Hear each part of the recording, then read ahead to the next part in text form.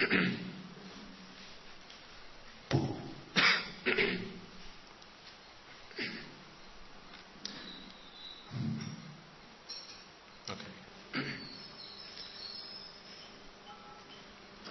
as usual, we gathered here today to listen to another sermon of the Lord Buddha's Dhamma.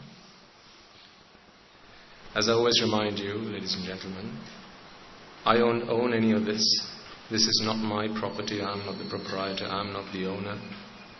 I am merely the vehicle for the Master's teaching. And that Master is none other than the Peerless One, the unparalleled One, the unequaled One, the infinitely compassionate One, the perfect One, the only One, the supremely enlightened One, the Buddha. It is thanks to Him that we have the gift of Dhamma today. It is thanks to Him that we have found the path to liberate ourselves from the shackles of samsara. So, once again, as we do every Sunday, we are gathered here today to listen to another sermon, to listen to another dispensation of His Dhamma, in the hope that it may help us redeem ourselves from this endless cycle of death and rebirth. Prior to us commencing, let us all take a moment to observe the 5 precepts as a solemn promise to ourselves, no one else but ourselves, bearing in mind the profound meaning of these precepts that we have discussed in the past. Why is it that I have to observe these precepts? An Arahatan Nuhanse does not have to abide by precepts. He is naturally disciplined by the Dhamma that he bears.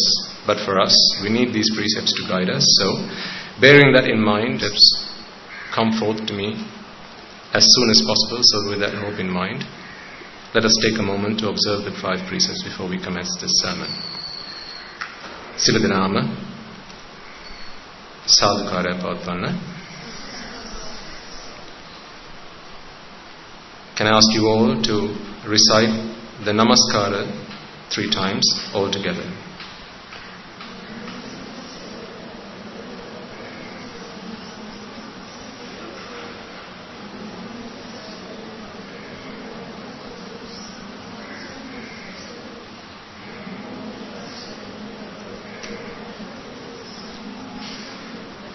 Buddhaṃ saraṇaṃ gacchāmi, Dhammaṃ saraṇaṃ gacchāmi, Saṅghaṃ saraṇaṃ gacchāmi, Dutiyampi buddhaṃ saraṇaṃ gacchāmi, Dutiyampi dhammaṃ saraṇaṃ gacchāmi, Dutiyampi saṅghaṃ saraṇaṃ gacchāmi, Tatiyampi buddhaṃ saraṇaṃ gacchāmi, Tatiyampi dhammaṃ saraṇaṃ gacchāmi, Tatiyampi saṅghaṃ saraṇaṃ gacchāmi. Saranāgamaṇaṃ sampunnaṃ pānātipātā veramani sikkhapadang samadhiyāmi,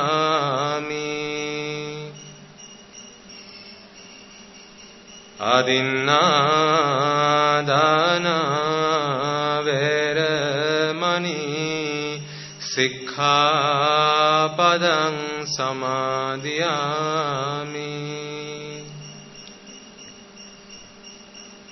Kamesu miccācara veramani sikkhapadang samadhiyāmi. Musavada veramani sikkhapadang samadhiyāmi. Surameraya majjapama datthana veramani sikkhapadang samadhiyāmi.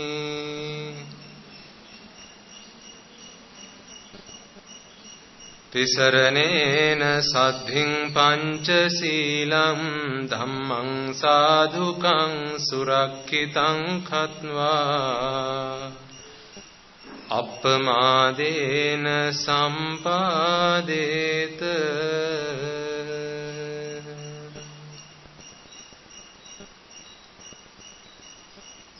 Okay, you may now all be seated.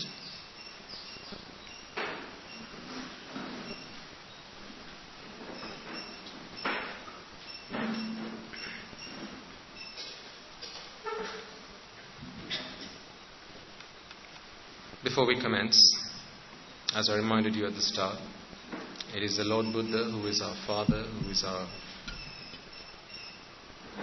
light of guidance on our quest to redeem ourselves from this endless torture and suffering of samsara.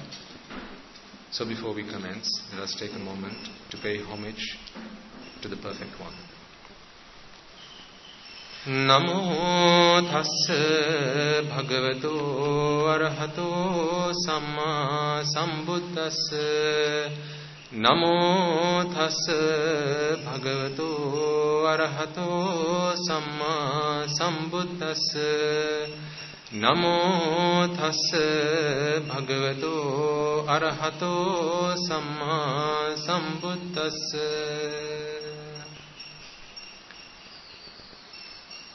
And as usual, before we commence, let us take a moment to invite all the devas, brahmas, spirits, demons and the dead, anyone who might have been of support, assistance or help to us in our past births, or perhaps earlier on in this birth even, throughout this lifetime in samsara, throughout this journey in samsara, anyone who might have been a relation of ours. Today we have the gift of Dhamma, in which we find ourselves disciplined, in which we find ourselves finding our salvation, but we have not always had that privilege. But today, given that we have this opportunity, it is our duty, our responsibility to share that opportunity with all of those beings who deserve it. So, prior to us commencing, let us take a moment to invite all those beings, alive or dead, wherever they may be. If they're able to join us, if they're able to rejoice in this meritorious deed, may they come here and do so. If they're able to listen to this sermon and attain the noble fruits, may they be able to do so. So as I now make this invitation, I request you all to open up in your hearts and your minds, extend that invitation out to them, invite them to join us, and may they listen to this sermon and find their salvation in samsara. Samanta chakravalesu atra gacchantu devata sadhammam munirajasnsa sunantu sagga mokkadam dhamma savana kalo ayang badhanta dhamma savana kalo ayang badhanta dhamma savana kalo ayang badhanta.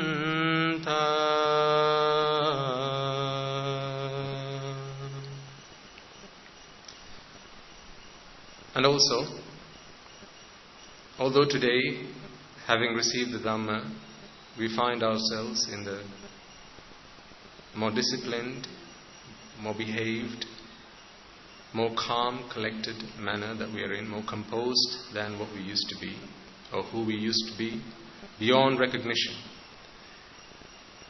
Throughout our journey in samsara, we have not always had the privilege of listening to that Dhamma, of receiving that Dhamma, or being in receipt of that Dhamma. In fact, throughout our journey in samsara, it's quite the opposite that has been the case. Our associations have hardly been with noble people. Virtually almost always it has been with ignoble people, with immoral people. And these associations defiled our minds with raga, dvesha, moha, blinded us with avidya and tanha, which is ignorance and attachment. And in having done so, having not been able to identify with the noble people, that is the Aryas, the Samma Sambuddhas, the Pacheka Buddhas, the Arahata Buddhas, Anagami, Sakurdagami, Sotapannas, be they on the path or having attained the fruits, as well as the Buddha's ministry, his dispensation, the Buddha Shasana, we may have insulted them, abused them, slandered them, offended them. Either knowingly or unknowingly, any slander, any abuse, any offense we would have directed towards them, unfortunately today, is able to hinder our progress in the Dhamma. So, prior to us commencing, let us all open our hearts and honestly, genuinely seek for their forgiveness. As well as that, prior to us commencing this sermon, let us all make a firm resolve that through the course of this sermon, may I be able to close the gates to the four hells once and for all, once and forever, and to be able to do that by attaining the noble fruit of Sotapanna through the course of this sermon itself. With that firm resolve in mind, I ask you all to prepare yourselves to listen to this sermon.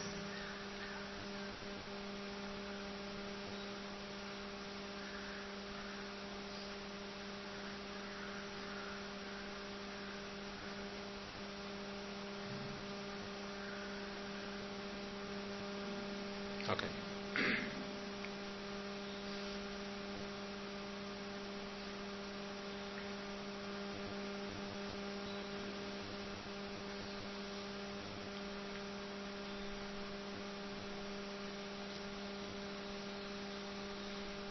Are you all here to stay or are you here to go?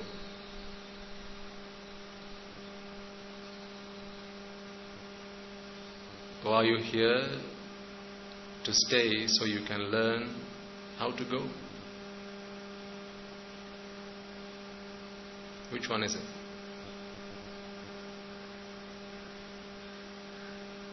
Hopefully you're here to stay so you can learn how to go. And hopefully you won't come back again.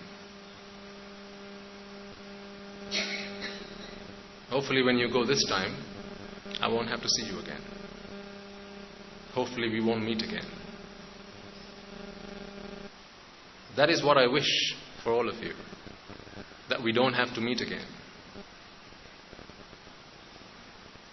Because this is not the first time we've met each other.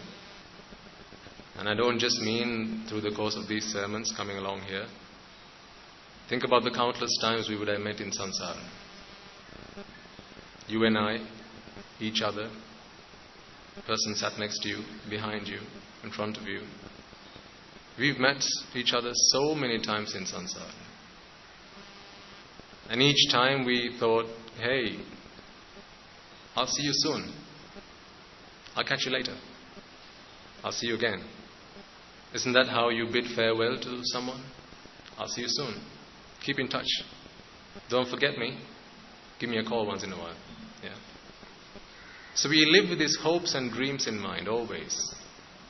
We find it so difficult to detach ourselves from these associations that we build for ourselves. And that's not just with people, but also objects, incidents that happen in our lives. We always want a tomorrow to happen.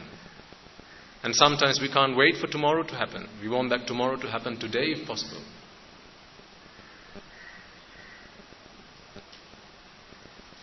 So it's very difficult to say goodbye. But reality is, these associations that we so love, that we so dearly cling on to so much, that we dote, that we foster, the reality is we have to say goodbye. See, saying goodbye is not the hard bit. You say goodbye to people all the time. Think of the last time you were on a bus. If there were 40 other people on the bus along with you, when you got off at the station, at the halt, did you not say goodbye to each and every one of them? You might not have waved your hand at them, but you did say goodbye. So saying goodbye is really not the tough bit. It's the saying goodbye to your loved ones. That's the tough bit. It's when you have that connection between each other. That's when it becomes tough. And so recently, some monks at the monastery, they were asking me some questions, and there were some really good questions in there.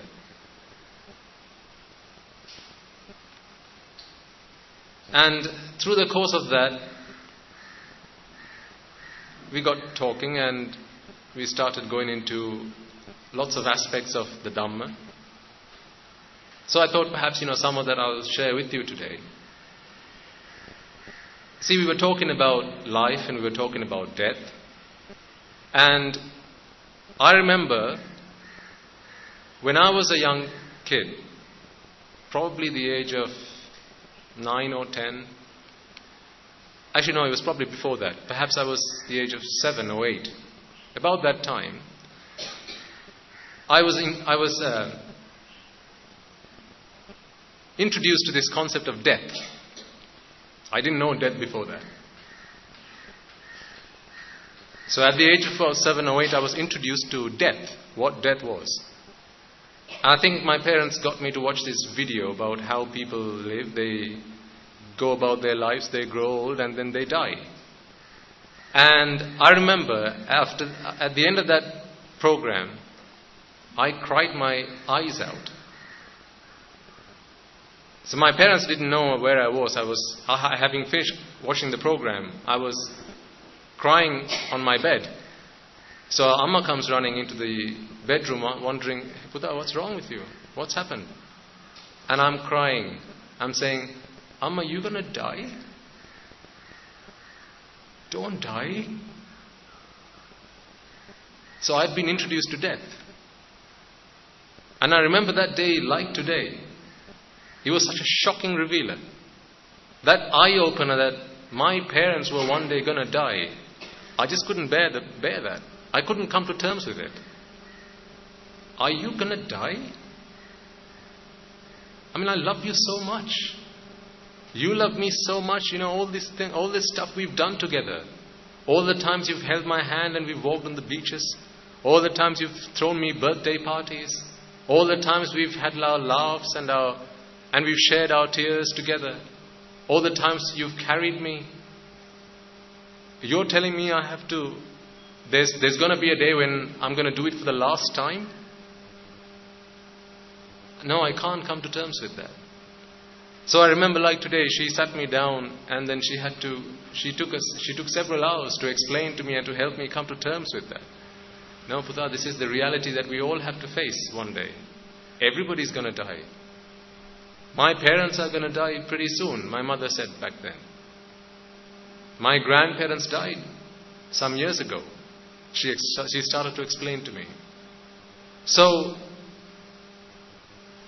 And then she said, well, there's lots of people who die every day. But back then I didn't wonder, why was it that I wasn't crying all the time then? If people die, mothers die, fathers die every day, so why am I not crying all the time? But someone says, my mother's going to die, now I have a problem with that. Someone says, my father's going to die, now I've got a problem with that. And then a few years later, I think Mali was there at the time as well. I seemed to come to terms with. Because at first glance, it appears like there is no answer to that problem. It's a riddle that cannot be solved. We have to seem to accept it.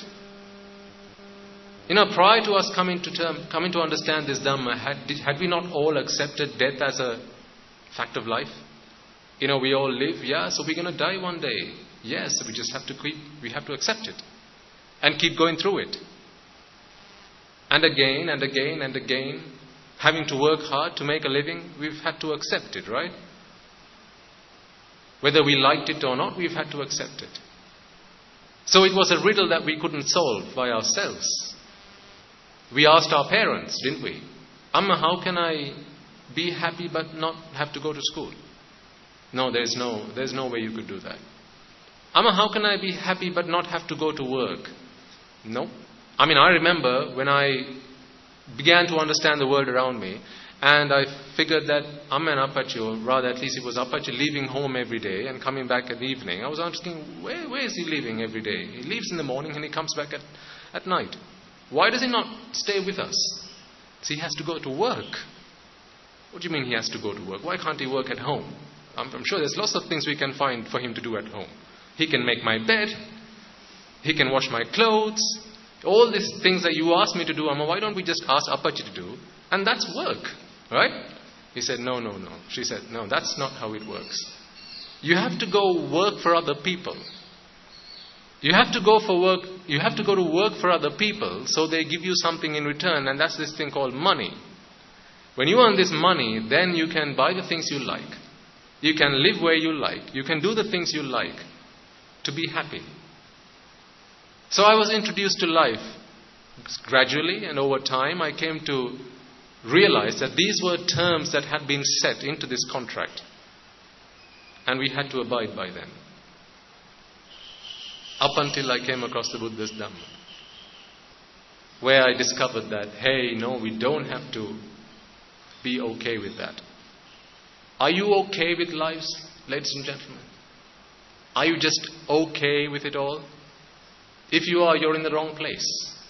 If you're okay with death, you're in the wrong place. If you're okay with the fact that you have to go work hard so you can make a living,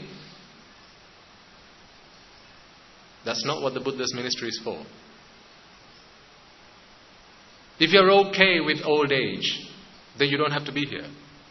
If you're okay with illness, you don't have to be here. If you're okay with losing your loved ones and being happy, or rather coming to terms with that, then you don't have to be here. Because that's not what I am here to help you figure out. That's not what I'm here to help you do. I'm trying to help you go beyond the okay. I'm trying to help you find an answer to that riddle. That's what the Buddha's Dhamma is here for. That's what he gives us this teaching for.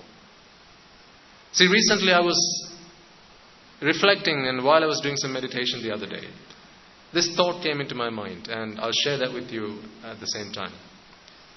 Imagine, so now I want you all to go into this fantasy world, okay? Imagine there's a large ocean, a huge ocean. And each of us, we are born into the middle of the ocean.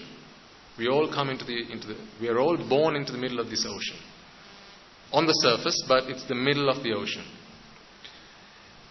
As soon as we are born, we find ourselves not being able to see.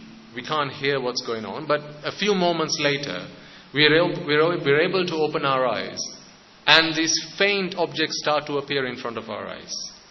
We slowly start to hear things. They're faint at first, but we start to hear them. And then at the same time, you begin to feel both your arms are being grasped by two people. One on your left and the other on your right. And then, as you are able to open your eyes and start to see, you turn your head to your sides, and there's a man and there's a woman. And they're holding on to your arms, one on either side. They're holding on to your arms,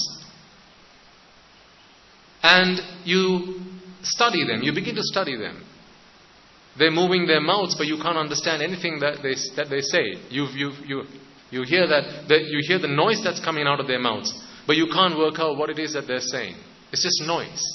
There's lots of noise all over the place. There's lots of lights, flashes of light. There are things that are flying around. But you see, there are lots of other people like you of various sizes on the water, on the surface of the water. But these two people who are on either side of you, grasping onto your arms, as you begin to study them further, you see that they're flapping away with their legs rapidly. And they're doing this so they can stay afloat. But they're holding on to you. You look at your own legs, but they're doing nothing. Because you don't know how to do that. But thankfully, you have these two people on either side who are holding on to you, and they're flapping away with their legs, so you stay afloat. While at the same time, they keep themselves afloat. Now, as time progresses, they begin to teach you. They teach you gradually that these noises that come out of their mouths have meaning. And the things that you see around you with your eyes, they start to give you meaning. They teach you how to identify them. So you begin to realize eventually that actually what's going on is there are lots of people like you who are floating on this ocean. The reason that they're still floating on the ocean is because they're all flapping away, trying to stay afloat. And they're also of various ages. Now, small, little people like yourselves, because you can't flap your own legs, because you still don't have the energy to do it by yourselves, there are people on either side who hold on to you, who grasp onto you and do it for you. They keep you afloat. So, over time, these two people, they identify themselves as mother and father. So these are your parents. And they begin to explain to you, why is it that we have to keep doing this? They explain to you, Puta, or Dua, dear child, do you see that we are flapping away as hard as we can? If we were to let go of you right now, you're going to sink. You're going to sink into the water and you're going to die. And when you die, you're not going to see us again. When you die, we're not going to see you again. So it's going to be goodbye. Goodbye. Because we don't like that, and because we wanted you to be with us, we brought you into this world, we want you to stay afloat, we want you to be with us. Therefore, we are holding on to you as hard as we can, and we are flapping away. But we want you to learn to flap as soon as possible. Why? Do you see over there? And they point at you. A little further away in the water, a man starts to sink. He's quite old. And your parents explained to you, few years ago, he was the best swimmer around. He was the best at staying afloat. But now he has started to sink. Now sometimes other people have to go and help him from time to time. They have to go and remind him, hey, why aren't you flapping your legs? Go on, flap. Otherwise you're going to sink in the water. But eventually he's not going to be able to do it. And he's going to sink into the water. And he's going to die. So to stay afloat, you have to do this. You have to learn to do this. So these parents, they teach us. They teach you how to stay afloat. So they teach you science. They teach you math. They send you to school. By sending you to school, what I mean is they ask some other people who are also trying to stay afloat by flapping their legs.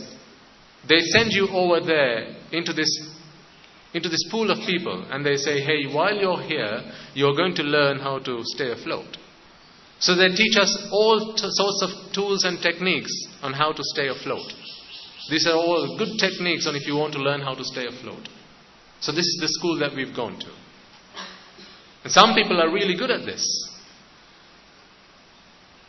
Some people can somersault in the water. They perform tricks in the water. And then they win awards, and they get awards for being the best at doing that. And everyone says, hey, look at that guy.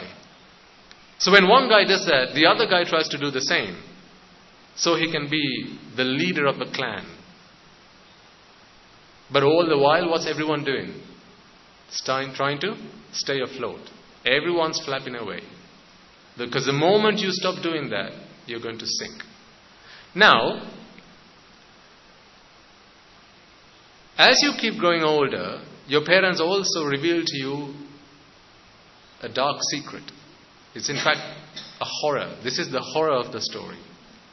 They tell you, son, at the same time you came into this world, there are 4 sharks that came into this world. They're the same age as you. They are man-eating sharks. Each one of us, Ammi has 4, I have 4, you have 4. Each one of these people, they have 4 sharks.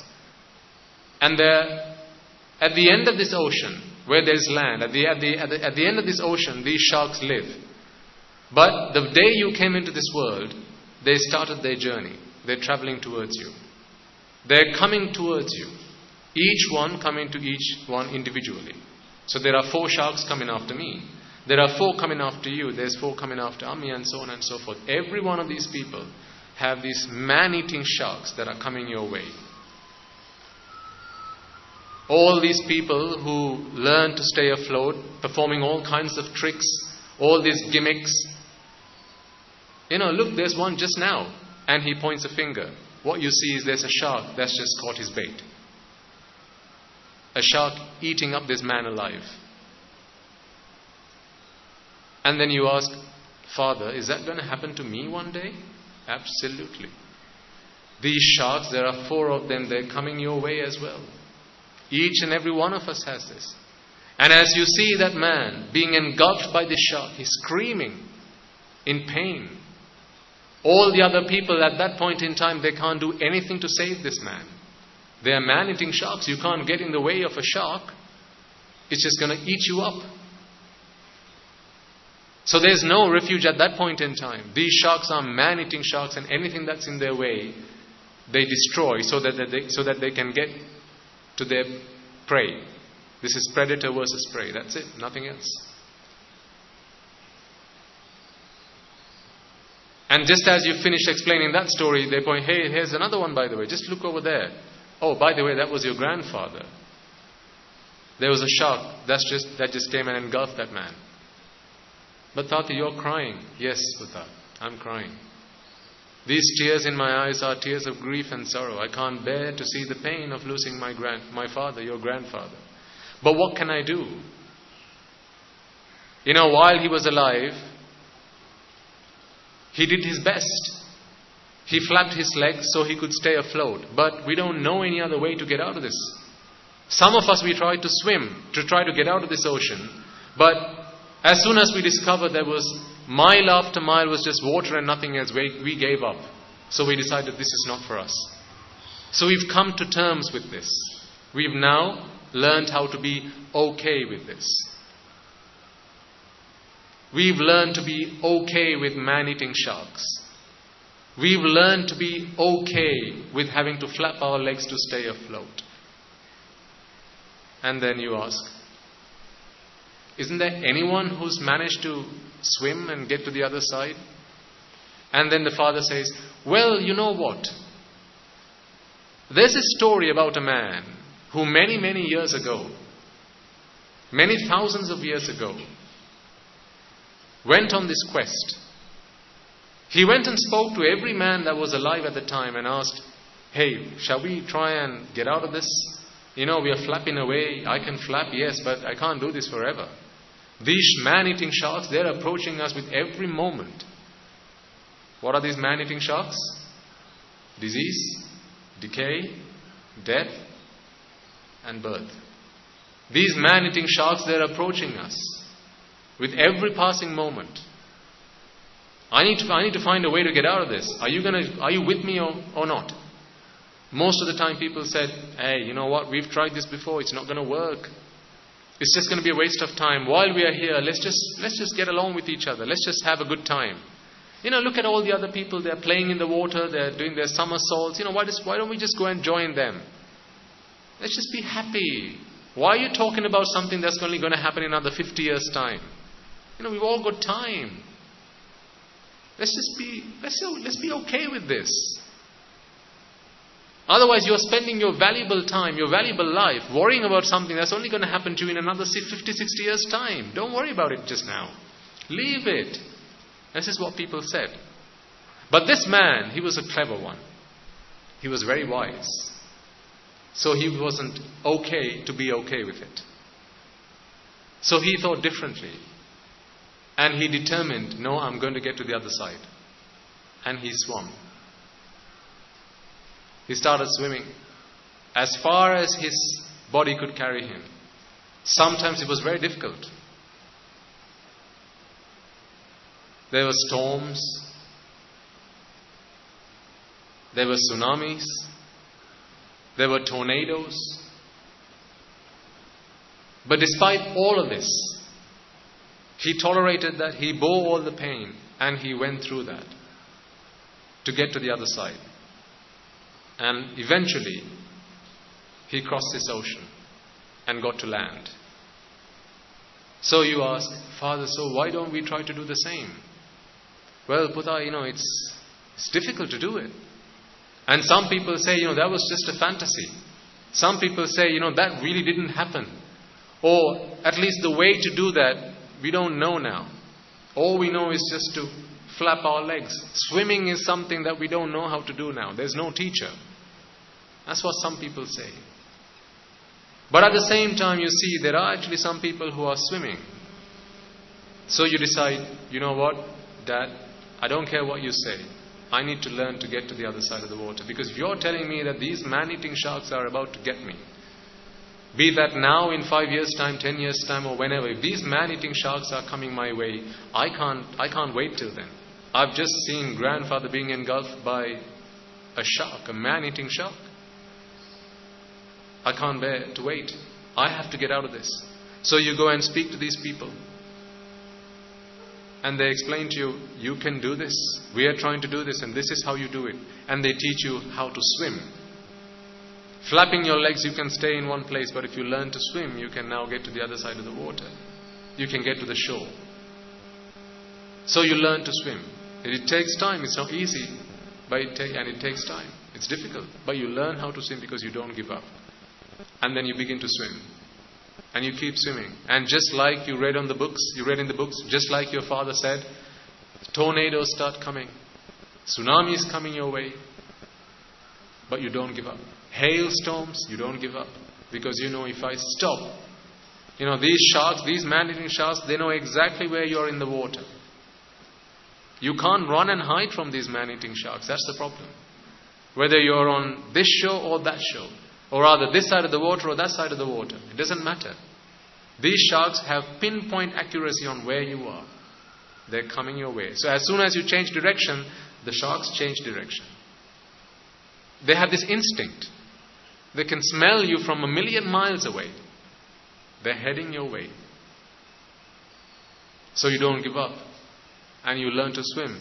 And you swim and swim and swim, and you get to the shore. And once you get to the shore, you've done what it is you need to do. Now you're victorious.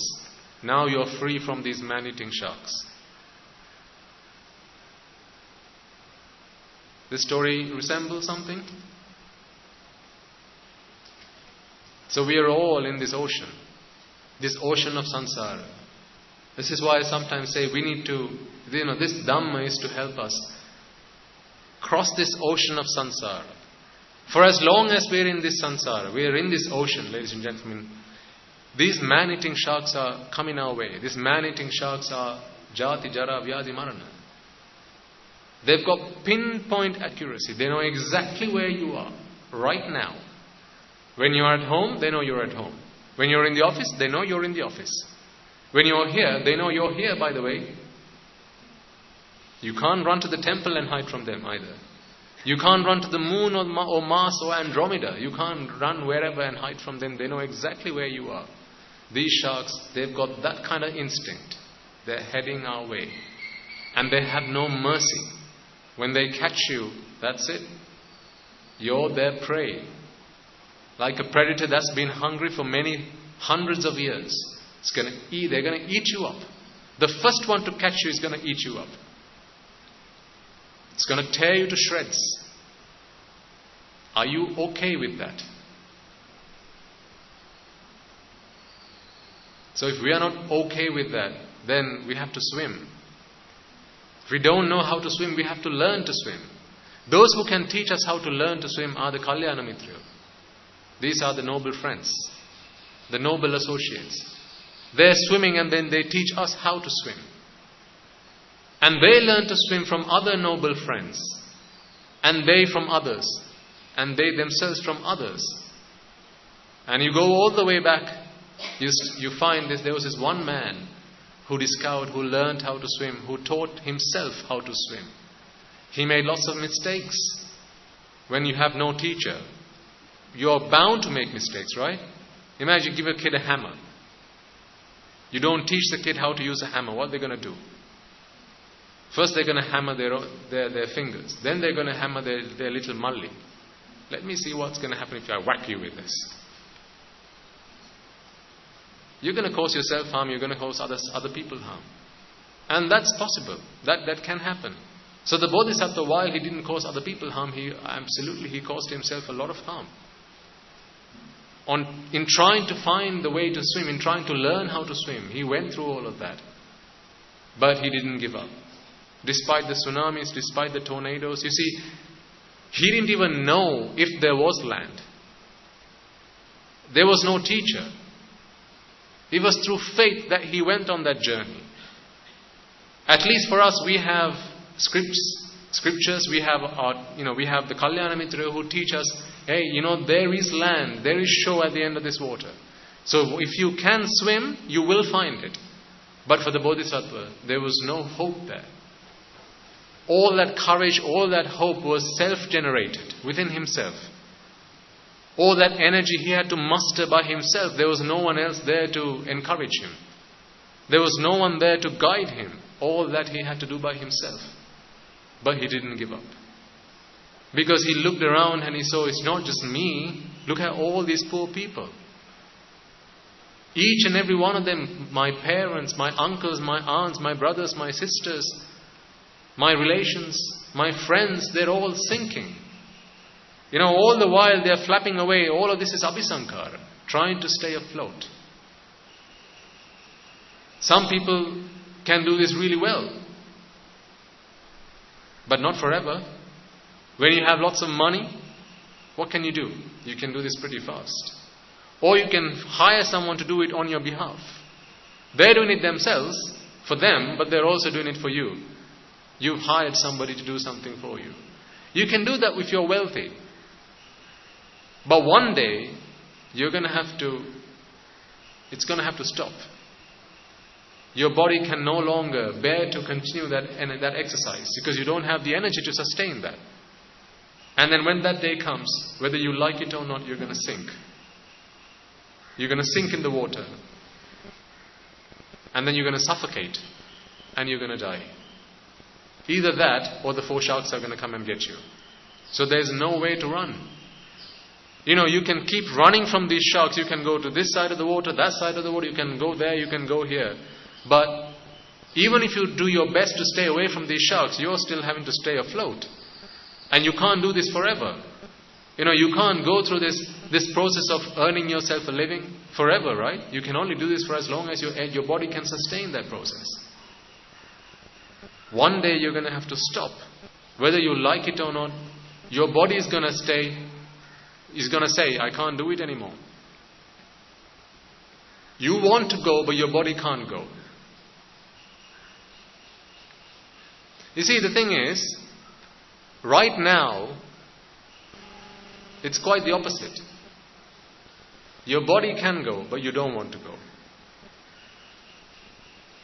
Crossing this ocean of samsara, your body has the energy to do it.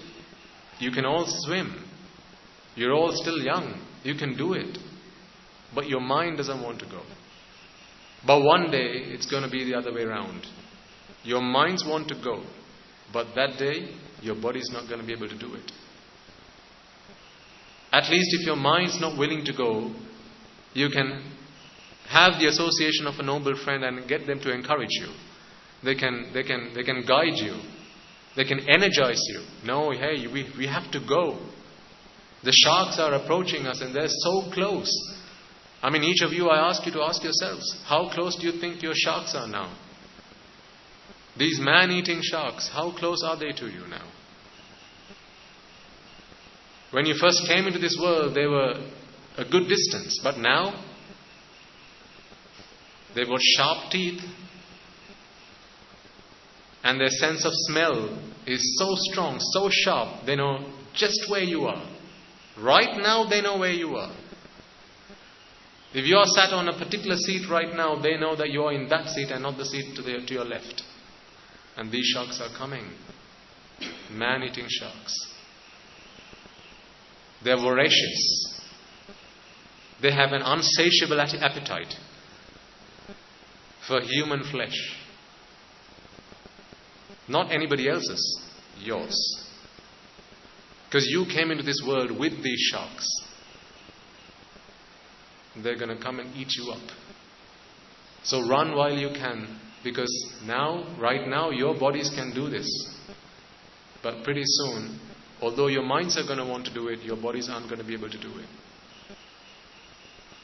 So be earnest.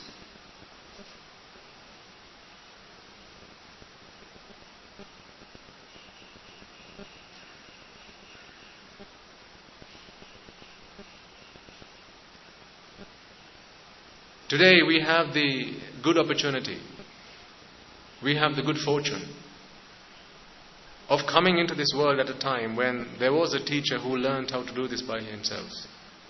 For many periods, for many eons, when people come and go, are born into this ocean and they die, nobody knows if even there was a teacher who learned how to do it by themselves. People are just blind. They don't know any other way. But today we are born into an era of the Buddha, who by himself learned how to do this. And then he taught us how to do this. And the Dhamma that helps us to find our way through to Nibbana exists clearly. But it's not going to be here forever. We have to do this while we can. This is our Father, and I tell you this time and time again, the Buddha is our Father. The other day I had to go to the hospital to get some treatment. And I remember this, because while I was at the hospital, I had this thought. And then I reflected on the series of events that happened from the moment I went into the hospital, or from the moment I left the monastery to the moment I came back to the monastery. And I'll tell you what happened. I came walking down from the monks' quarters. There was a vehicle that was parked. The door was opened for me. All I had to do was get in. And then the door was shut. The driver gets into the vehicle. He drives me to the hospital. And I took a nap because I was feeling quite exhausted. And I took a nap while I was driven to the hospital. When I got into the hospital, I got off the vehicle. And then there was a man that came running. I think he was an attendant at the hospital. He came running and he took me up the stairs on a lift. He opened the lift for me. He ushered me into the lift. He pressed all the right buttons. I had to do nothing. I didn't have to do anything. He took me up to the right floor, asked me to come and take a seat. And before I got a seat, he came and laid his white clothes, just like you've done here today, so we could sit on those chairs. And then he went to the doctor and spoke to the doctor and said, so and so is here to see you. And whilst there was a waiting list, the doctor said, no, please ask them to come in. And we were able to go and see the doctor straight away. And then at the end of the consulting session, the doctor says, he draws a line across the receipt and goes, cancelled, implying there was no fee that was required for the treatment. So, this is one of the best consultant doctors in Sri Lanka. In all of Sri Lanka, I'm informed. I didn't look for the doctor. That was what I was informed. So I would imagine there was quite a fee for that, but he just wrote the word cancelled on it. And he says, go to the pharmacy and ask for these medicines and they'll give you a discount for this as well. And I had to do nothing. In fact, I had to... so there was the gentleman who took me to the hospital. He knew what was wrong with me. And all I had to do was extend my leg. And he explained what was wrong with it as well. I didn't have to say a word. While the doctor said, "Could I please inspect your leg?" I had to just extend my leg forward. And all the explaining what was wrong, why, what happened, what caused it, what the symptoms are, everything, this man who took us there, this gentleman who took us there, he explained everything. And then at the end of the session, we were put back into the vehicle and then brought back to the monastery. So here's what I was thinking. I remembered when I was a layman, and I'm sure you'll have this experience. When you go somewhere and you want to get something done in an office or somewhere like that, right? Don't you generally say, "Hey, I know such and such." You know, you speak of your affiliations with certain people, right? It's a thing that we've learned to do now, right? In our culture, it's kind of like the dumb thing now. You go to an office and you say, "I'm related to so and so. I know this guy. I know that guy. So and so is my father. So and so is my uncle. I'm friends with this person. So would you mind doing me a favor?" And then you sometimes jump the queue. You sometimes get a discount, right? You get special treatment, right? Come on, I know you've all experienced this, right? Don't look at me with blank faces. We've all done this at some point in our lives. So I remembered as a layman, I used to say, this is my dad, such and such. My uncle is such and such. I'm this and this, I'm so and so. And then I thought, well, on that experience which I had going to the hospital, I didn't say a word. But still I got special treatment. I didn't have to even open the door of the vehicle. Someone opened it for me. I didn't have to drive the car or the van that we were in. The van was driven for us. I napped. I took a nap while I was on the way there, and I took a nap on the way back. And then when I walked into the hospital, an attendant came running. He took me upstairs to the right floor, took me to see the doctor. He put these clothes so we could sit on the chairs, right? A special first-class treatment. I didn't say a word. But then I realized, without actually saying anything, I was saying something. I was saying, my father is who? The Buddha. I was speaking of my affiliation with the Buddha without uttering a single word.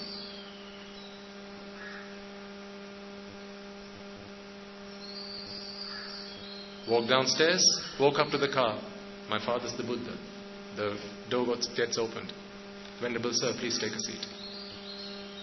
The driver gets in. Who are you driving?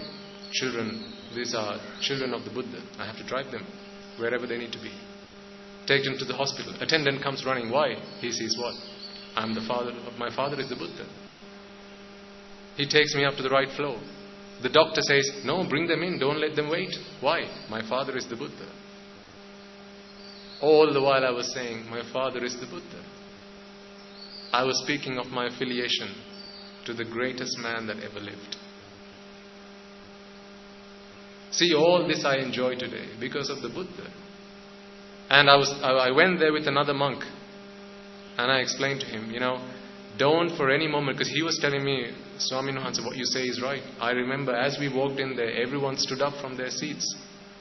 Don't for a single moment think that they are showing respect to you as a person. They are not to the individual. People show respect, and that respect is directed towards the robe. The robe indicates that you are the son of the Buddha. It's your father that they respect, not you. Bear that in mind. That ticket got cancelled. Why? Because my father's the Buddha.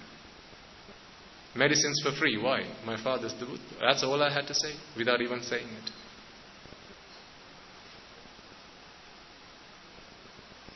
But all of that didn't come for free. Not to him it didn't. The gentleman who took us to the hospital, he explained everything. I didn't have to speak a word. All that I enjoy today is thanks to him. So it was something I reflected on the way back from the hospital, and I thought I'd share that with you because, when you stand up as I walk in here, when our monks walk in here, I know fully well that that's not a mark of respect to me. I don't take it one tiny bit as a mark of respect to me. It's a mark of respect to my father, nobody else. That's why I go and worship him before I take this seat. All of this water, the drink that you offer me at the end, all of that is for my Father, not for me. And I also say my eldest brother, the great elder Venerable Sariputta. My second eldest brother, the great elder Mahamoggalla. That's who you respect. And that's good. That's who you should be respecting. That's who you should direct your venerance to. Not me. I'm a nobody. See, this is the ministry that these great personalities that introduced us to. The pain that they went through was to gift us something, ladies and gentlemen. While it's great for us to think about them, reflect on those qualities, and I think last week I got a question about the Dasa Anussati. I will be covering them in a future sermon because I went back and started to study the material and tried to convert some of the text there into English, and I think it's going to take me some time to do it. Because in the Dasa Anussati, these are reflections on the qualities of the Buddha. What you're asking me to do is no easy task. Explaining this in Sinhala is hard enough. To then try and find English terms that really convey the meaning behind these words. I don't know when I'm going to be able to do it, but as you've asked the question, I will do it one day. These are reflections on the Buddha, his qualities.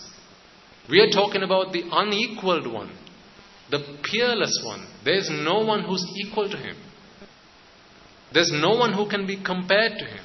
No one. He's perfect. Not one tiny fault. Perfect. So you're asking me to describe his qualities. When the Buddha says himself, if I were to expound the qualities of a Buddha, and that's all I do till I die, I still will not have completed expounding the qualities of a Buddha. It's only a Buddha that can do justice to the qualities of the Buddha. And even if I started now and do just that and nothing else till the moment of my death, I will still not be able to complete. So had the Buddha actually taken the time to expound the qualities of the Buddha and go into detail about them, we wouldn't have any of the other material that we have today. So you're asking me to expound these qualities. And the qualities of the Dhamma, the qualities of the Mahasangha. So that's three of them. Buddha Anussati, Dhamma Anussati, Sangha Anussati. Deva Anussati. The qualities of a Deva. How does one become a Deva? Because that's what matters. Sila Anussati. The qualities of virtue. How do you reflect on virtue? The virtue that you have within yourself and the virtue that you want to adhere to. The virtue that you want to instill within yourself. So these are a few examples of the Dasa Anussati, and I will speak of them over time. But I ask you, please do give me some time.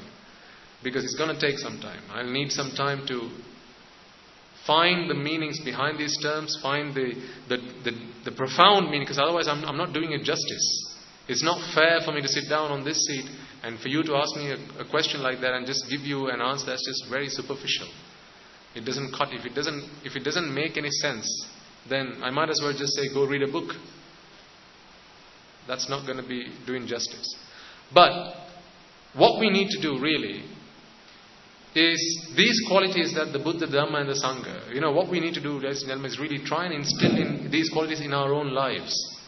These are not qualities that the Buddha explained to us so we can go and venerate him day and night.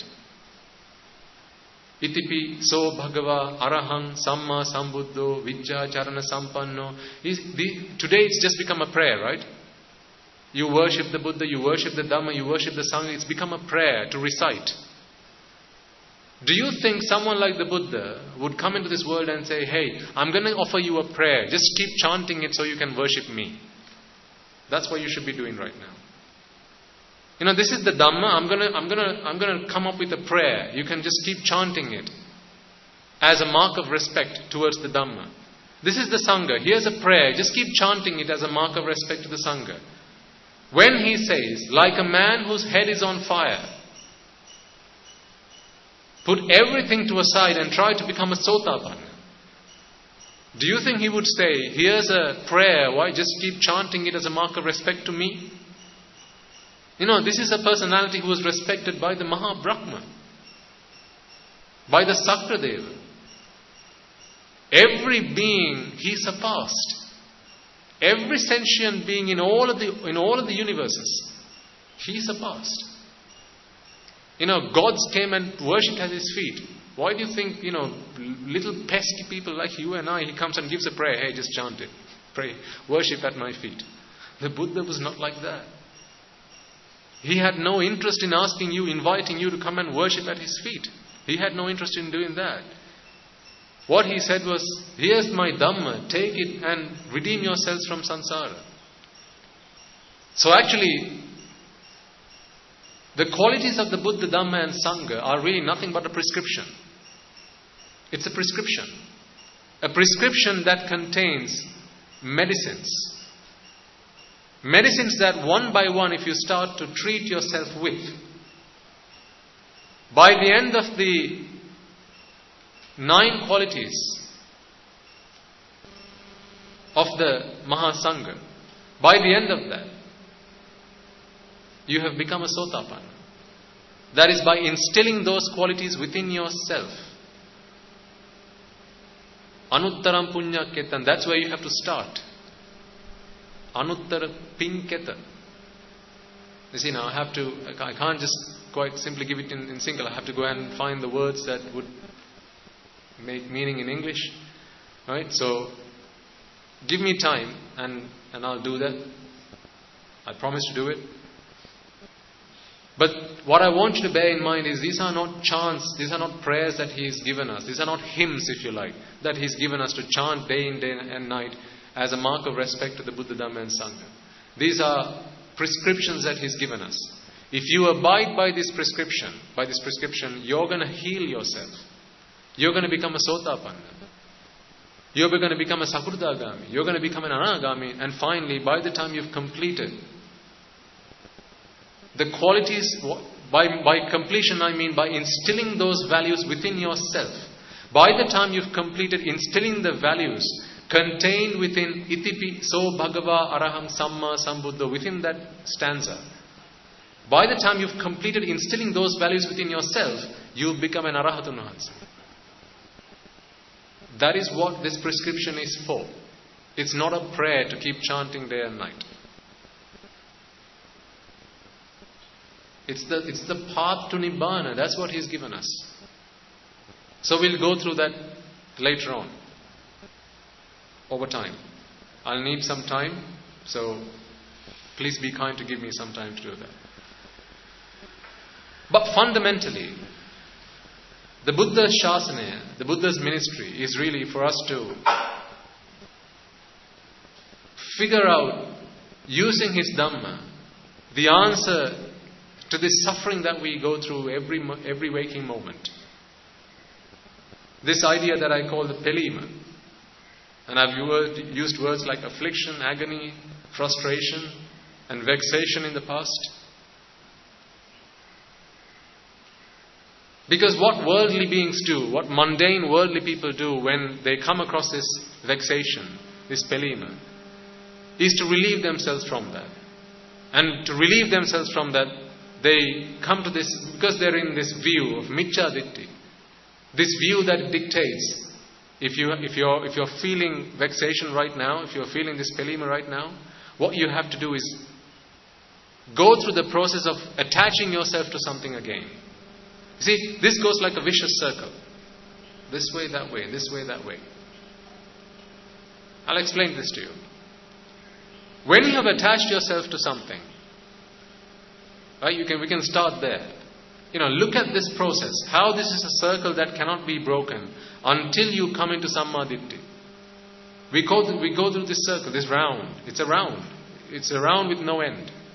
Clearly, a round has no end. No beginning, no end. Until you cut it at some point. Until you dissect the circle. So, when you attach yourself to something, and why do we attach? Because of ignorance. Where there's ignorance, we attach ourselves to whatever. As soon as we've attached ourselves to something, now we are yearning for that. Anything, absolutely anything. Think about why you turn your heads when you hear a noise somewhere. You hear a sound. When someone says, hey, I've got something. Think of someone reading a newspaper and say, hey, look at this. Now, until they show you the paper, you're feeling uncomfortable. Go on, show me, what is it? Don't worry. Don't do that, come on, please. You say you've seen something interesting, now come on, show it to me. That feeling of vexation, that feeling of discomfort is intolerable. So what we do is we attach ourselves to something in the hope that it's going to relieve us from that feeling of discomfort. Remember last week I gave you an etymology for the word pelima? Pahe ellima? This paha being what? The five? Rupa, Vedana, Sanya, Sankara, Vijnana. And that's where I, this self, exists. Right? Self is nothing but chittas arising and passing away on the foundation of avidya. So there's a foundation of ignorance, and on top of that, there's chittas that arise and pass away. So what happens when you become an arahatunuhanse? The foundation of ignorance is destroyed. Now you just have chittas arising and passing away. There's no self any longer. There are tilts that are used to hold these chittas up on the foundation of avidya that we call mama, self. And these tilts is the self. Remove ignorance, those tilts fall. Because we seem to be we seem to have this idea that it is these tilts that keep this process up. If I am not here, if I don't exist, if the self doesn't exist, then what happens? We seem to think, hey, all of a sudden if the self disappears, then I'm going to die. I'm going to not exist any longer. So for me to survive, for me to exist, I have to continue to sustain myself. Remember, this self is the mama that I'm speaking of, right? I have to continue to sustain the self for self to exist, for this chittas to exist.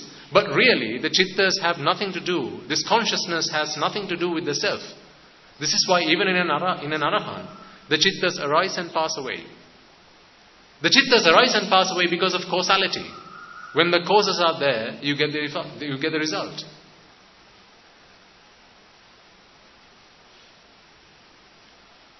Whether there's a self or not has nothing to do with it. But ignorance says, no, we need the self to survive. We need this self so we can use these tilts to keep this tent of consciousness upheld on the foundation of ignorance. So imagine this.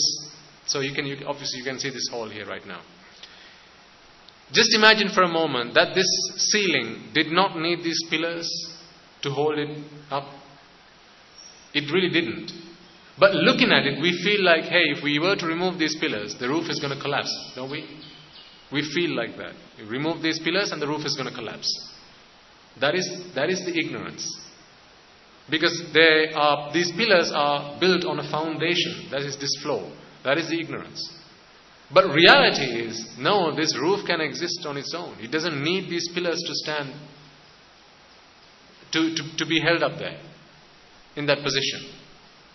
But for as long as ignorance exists, we are not able to come to that conclusion. So using the Dhamma, we tap away, we clip away at ignorance. And while ignorance is removed, then these pillars can no longer stand, because these pillars are standing on ignorance, the foundation of ignorance. Remove these pillars one day and you'll see, oh, the roof is just fine. Hasn't collapsed. And that is the nature of an arahatunuhanse.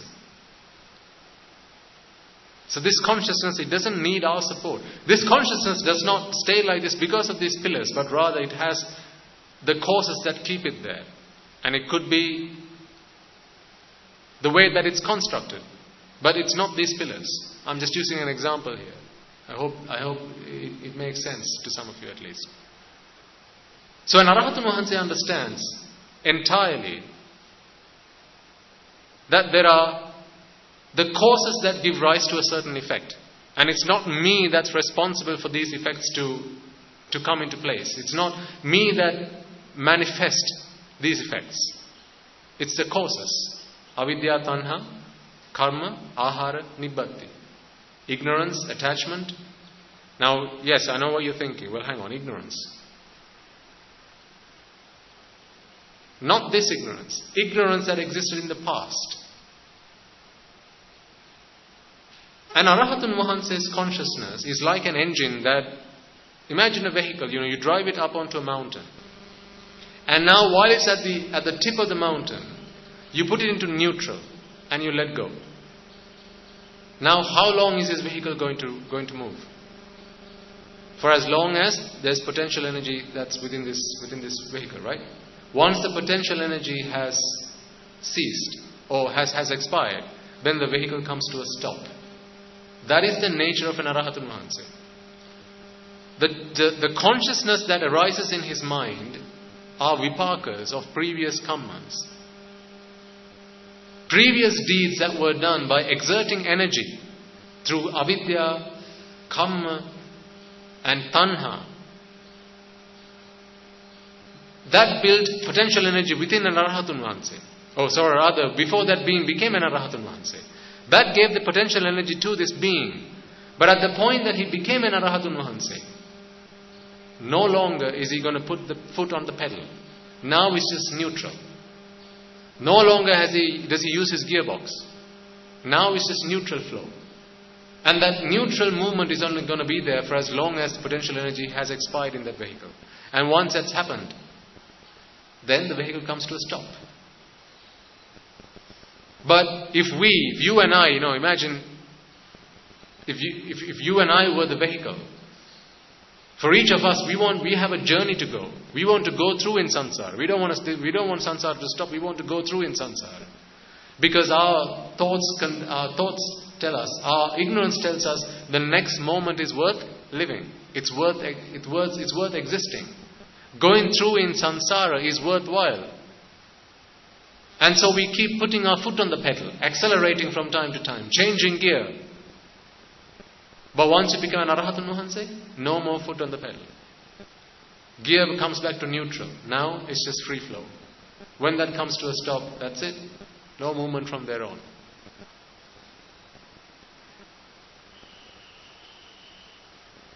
So the reason that we go through this process of giving rise to a self, is because of attachment. So when we have ignorance, we find ourselves attached to something. So I'm going back to that vicious circle I was beginning to explain. When we find ourselves giving value to something, whatever that thing might be, whether it's sights, sounds, smells, tastes, physical sensation, right? Whatever we find ourselves giving value to, we attach. As soon as we've attached to something, now we are in a state of vexation. Pelina. For whatever it is that we've attached ourselves to. We want it. We are yearning for it. I mean, take a really basic example. The last time you bought something from the shop. Okay, something that you really liked. Perhaps it could have been an item of jewelry. It could have been an item of clothing. It could have been the latest gadget that you've bought for yourself. Okay, the last time you walked into that shop and you bought something for yourself, I'd guarantee that there would have been a few moments from the time you saw that thing and thought, I want that. That time span between I wanting it and you acquiring it, that feeling there was not a comfortable feeling. That's why you went into that shop to buy it, so that you could put yourself out of that uncomfortable feeling. You know, when you want something and you can't get it, is that a good feeling or a bad feeling? That's positive or negative? It's a negative feeling. You want it, but you can't get it. You want it and you know you have to wait till next week to get it. Everyone remember Christmas? When I was back in the UK, we celebrated Christmas. There's nothing wrong with that, is there? What we do when we celebrate Christmas, we have a Christmas tree at home. And we used to gift each other presents, right? Because that's the culture. You get used to the culture. There's nothing wrong with that. You don't harm anybody. So it's a time to celebrate. So we used to do that at home. So I remember when it was about a week to Christmas, I know, it's a time when parents go out, they go shopping, and, they bring these boxes in black bags so you can't see through them. You don't know what's inside of them.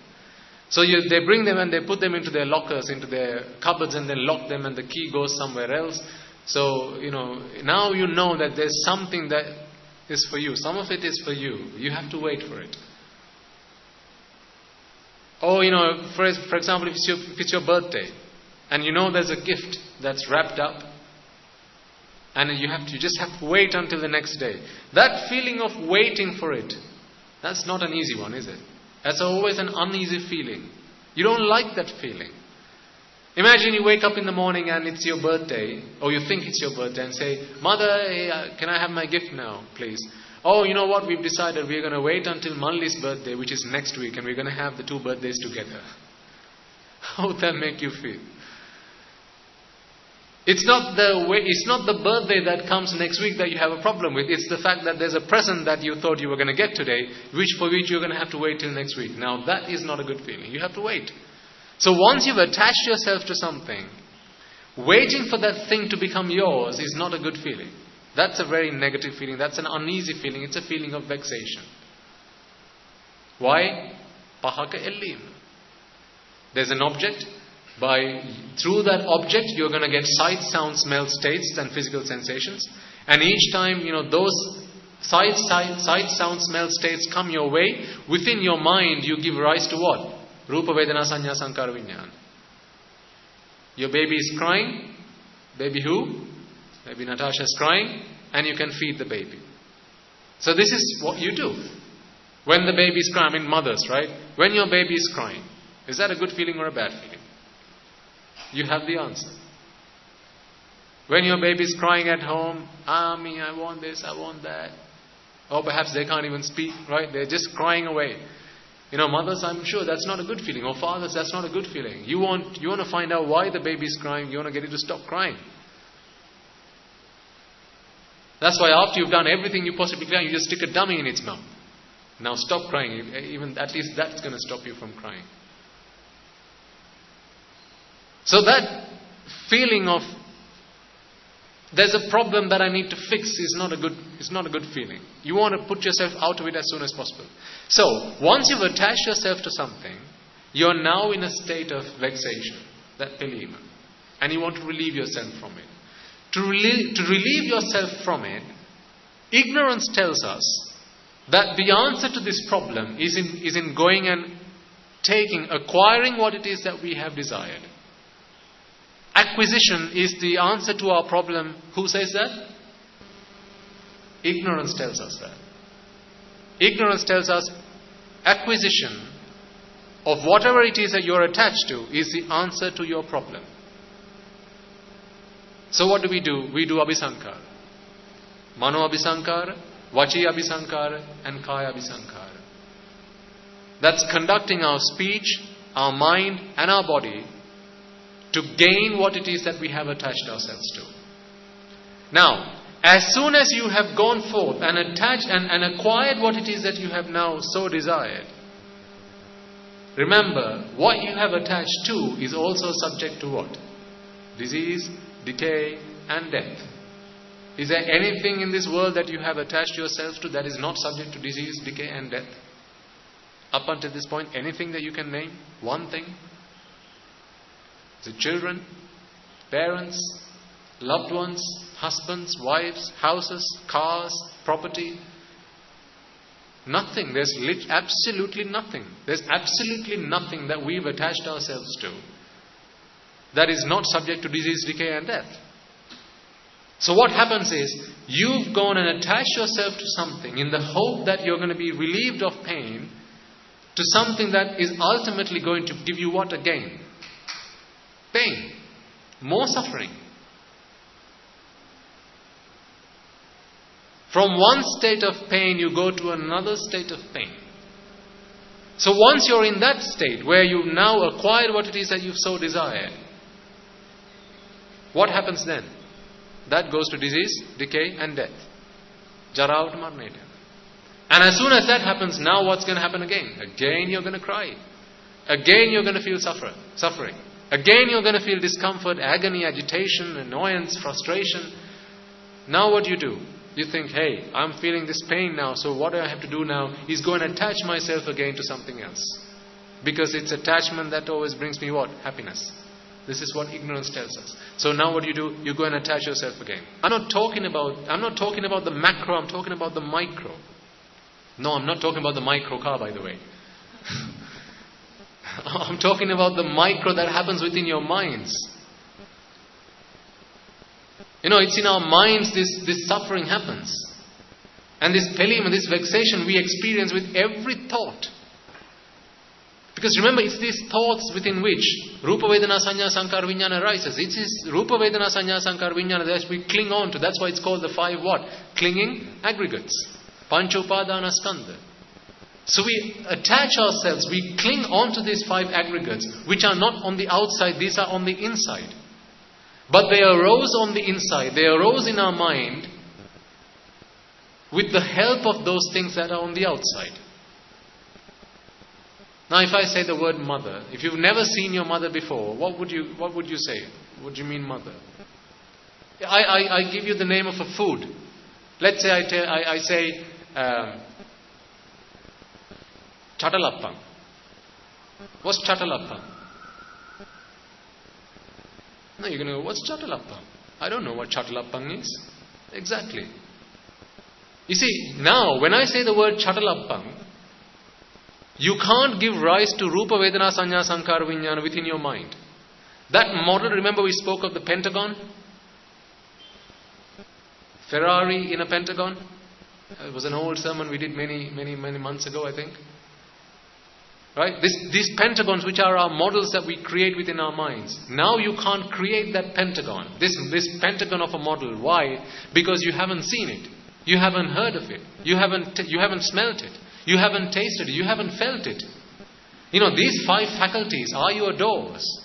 Your doors through which the mind takes in food, takes in nutriment to give rise to Rupa Vedana Sanya Sankara Vijnana in your mind. See, the mind doesn't need anything other than the 5.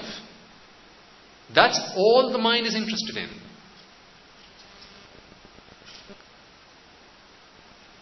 Yesterday or the day before, I think it was the day before, some young novice monks, they came up to me and they said, Swami Nuhan said, when I was a lay boy, or a layman, they're very young, about the age of maybe 14, 15, 16. So, it's that age where they're going to start to understand the world, they're going to start to understand themselves, right? They go through puberty, right? So, hormones running all over the place, right? I mean, we're all human beings, so it happens to everybody, right? They're not people from Mars, are they? We're all human beings. But what we're trying to do using the Buddha's Dhamma is to identify that the problem's not outside, the problem's inside. Right? So they come and tell me, Swami Nuhan said, sometimes I get these thoughts. These thoughts come into my mind of sensuality. And these feelings, when they come into my mind, I feel uneasy. I feel vexation. I know that I'm suffering inside. I feel like I want to go and do something about it. I feel like the way to, when I feel this feeling of discomfort, it's sight, sound, smells, tastes and touch that's going to relieve me from this suffering. But I know now, thanks to the Buddha's Dhamma, that that's not the answer to this problem. But still it happens. What can we do? So he's asking me. And I said, son, it's natural for you to experience this. You're going through that age in life where puberty is happening. And the samanantara is being created within your body, which is the conditions for the anantaras to come and take seed. Okay? So your hormones aren't helping you in that way. So these your thoughts are now sometimes leaning towards sensuality. But thankfully, thanks to the Buddha's Dhamma, you understand that this is problematic. I can't give in to my feelings now. Perhaps if I was a lay person, when those feelings arise, I would go and indulge in sensuality, and that would be the end of that. But I understand that that's not the answer to this problem, because once is never enough. Think about your own lives. When you had those feelings, those thoughts, when you felt the urge, right? Doing it once, was that enough? No, it was okay for a little while. After that, it comes back again. Then you have to go and do it again. And then it comes back again. And again. And again. When's the end to this? Every time you're feeling that uneasiness, that discomfort, then you go and relieve yourself from suffering, never redeeming yourself from suffering. You're not finding out the cause for that suffering and then eradicating it at the roots. What you're doing is plastering over the problem. That's not what the Buddha's ministry is for. That's not why we've donned robes. So that's what I explained to these young monks. I said, as laymen you would have done that, but now you're better than what you used to be. Now you know better. Now there's a different way we tackle these problems. And I said, think about, perhaps, some of them, they've had girlfriends when in their lay lives. And I said, think about why you went out with that girl. At the fundamental level, what is it that you really looked for? What did she look for? Have you never said you love her? Have you never said that? Yes, I have said that. Did she never say, I love you? Yes, she said that. Many a time she said that. And I've said that in return. But do you now understand that it's not your body that wants this, but it's your mind that's asking for this? Because if you were an Arahatun Wahanse right now, if I could transform you into an Arahatun Wahanse, would you tell me, Swami Wahanse, I need to go and do this? No, you wouldn't. Right? So it's your mind that has a problem, because at becoming an Arahatun Wahanse, your body doesn't change one bit. Right? When Rahula became an Arahatun Wahanse at the age of 16, he was going through puberty. But he never felt the need to go and indulge in sensuality after that point, right? In fact, after you become an Anagami, then that urge disappears. Not because there's a transformation that happens in the body, but because that pelima goes away. That vexation goes away.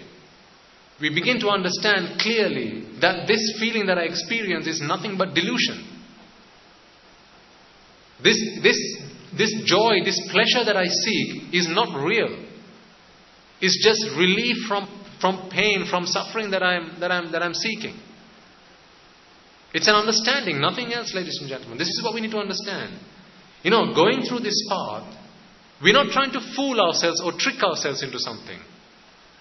Becoming a monk or even as laymen, by going on this journey, we're not trying to brainwash ourselves. That's not what we're trying to do. We're just trying to see right from wrong. We're trying to unveil the truth. Because once you understand that this pleasure that I experience is nothing but delusion, and the veil is ignorance itself. What I am seeing is delusion, and the veil is behind the veil of ignorance. Then you want to stop tricking yourself. Because right now, if when you engage in sensuality, you enjoy pleasure, you experience pleasure, when you begin to understand the Dhamma, you realize, hey, this is the delusion. This is the delusion. This is the foolery. This is the trickery. Not the other way around. So what we are trying to do right now is to understand that the problem is we are fooled. We are tricked. Our own minds, the raga, dvesha, moha that have defiled our minds, this avidya and tanha that have blinded us, is tricking us. So relieving myself from the urge is not the answer to the problem. Because, like I said, we've done it so many times. Was it ever enough? No. How many times have you watched TV and said, That's enough. I don't want to watch TV again. No, when you get back home, aren't you going to watch TV again tonight? Yes. The last time you listened to a song and you said, that's it, I don't want to listen to songs again. Enough. No, I don't need to listen to it anymore. Listening to music, listening to a song is not the answer to satisfying the urge. It will satisfy the urge for that point in time, but that urge is going to keep coming back. It's like, you know how sometimes you deal with stray dogs? When stray dogs come into your garden, right? I mean, nowadays you have walls around your home, so you don't have stray dogs like back in the day. But when there was a time when these our gardens weren't walls built around our gardens. Stray dogs used to come in and go all the time. So you should chase them. Chasing the dog was okay until what? It came back again. You chase it once, it comes back again. You chase it again, you throw a stick at it, and it goes, but perhaps a day later, 2 days later, it's going to come back again. For as long as you have food that you keep throwing out of the kitchen, the dog's going to smell it, and it's going to come looking for it. Instinct is going to keep driving the dog back into your home, right? So the answer to the problem is not to keep chasing the dog. What is the answer to the problem? Is to stop throwing food outside your kitchen. Because for as long as you're going to have food that you've chucked out of your kitchen out into your garden, then the dogs are going to keep coming back. So remove the food, take the food away, stop doing that, and the dogs will stop coming into. You have the food, that is avidya and tanha. These urges are going to keep coming back.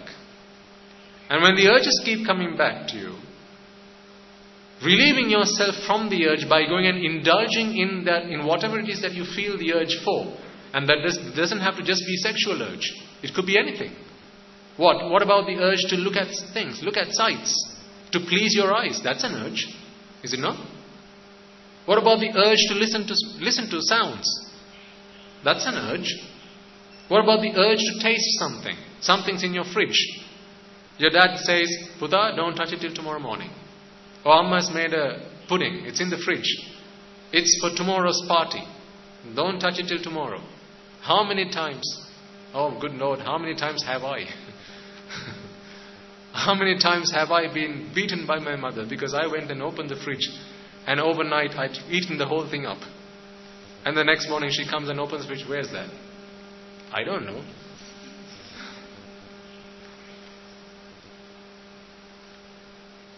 These are all urges. And these urges aren't going to go away until ignorance and attachment are driven out, are eradicated. So as these monks were asking me that question, I was saying, you were in relationships. Think about it, because now I'm teaching them how can you fight these urges. Not relieve yourself from the urge, because that's not the answer to the problem. You didn't come into robes to do that. Anyone can do that. As a lay person, you went and relieved yourself from the urge. But now we have the Buddha's Dhamma. When the Buddha has given us this invaluable gift, this precious gift, which is how do you relieve yourself from the urge, or rather redeem yourself from this urge, rather than going and relieving yourself from it. Why settle for less when you can have so much? Think about it, ladies and gentlemen. You could come and keep the most delicious food that you ever tasted right in front of you, and you could wait without any trouble, without any bother. No bother at all. No mouth salivating. No keep glancing at it from time to time. No keep looking if anyone's watching you. None of that. Isn't that better than relieving yourself at the first opportunity you get? Because this is a once and for all cure, remedy. Whereas the relieving yourself from the discomfort, relieving yourself from that vexation is not a once and for all solution. It's a thing you have to keep doing every single time. Like chasing those dogs away. Every time the dogs come in, you're going to have to throw sticks and stones at them. But take the food away. Stop throwing food in the garden, and then they're not going to keep coming back. So let's go back to that story that I was that sermon I was giving them. You were in a relationship, and you know quite well that it's the mind that's looking for this. And then I asked them, what is it that you think the mind's looking for? Nothing other than the 5. Rupa, Vedana, Sanya, Sankara, Vijnana. Nothing else. The mind does not want the girlfriend. Your mind does not want the girlfriend. Your mind does not want chocolate. Your mind does not want the rose. It does not want the perfume. It does not want any of that. The mind just wants Rupa, Vedana, Sanya, Sankara, Vijnana. That's it. But we use these faculties because Rupa, Vedana, Sanya, Sankara, Vijnana does not exist in the outside world. In the outside world, yes, there is Rupa, but we are talking about two different types of Rupa. This is Rupa, yes. This is Rupa, yes. This is Rupa, yes. But we are talking about the Ru Opnangvima that happens in our mind. Remember, I think last week I gave you the etymology behind that. Ru Opnangvana. Opnangvana kila kiyan mokad? To give shape. We give different shapes according to the Nama Rupas that we have, we cling on to. Like I said, I've said this before. Take 2 people. One, a young child at the age of 6. The other, 16. The other, a man of 70. And I say the word woman. The child thinks of the mother. The 16-year-old thinks of his girlfriend. A middle-aged man might think of his wife. But the elderly gentleman might think of his daughter. I've said the same word. It's the same sound that came out of my mouth. But each one gave different shape to the same sound. So that's the Rupa I'm talking about, not the Rupa in the outside world. The Rupa that we form within our... This is why it's called formations. Because we fabricate them. And it's like giving us a bit of cloth. Imagine I give you all a piece of cloth and I say, go now, sew a handkerchief. Are you all going to come back with the same handkerchief? No, they're all going to look different. Each and every one's going to look different. Or I say, here's a pencil, here's a bit of paper, go draw a picture. You're all going to come back with a different picture, right? It's the same objects I've given you. From the outside world, you've received the same objects, but in the inside world, you have an entirely different world, haven't you? So that's what happens. So I said, when you were in those relationships, and you said, hey, I love you, did you really mean that?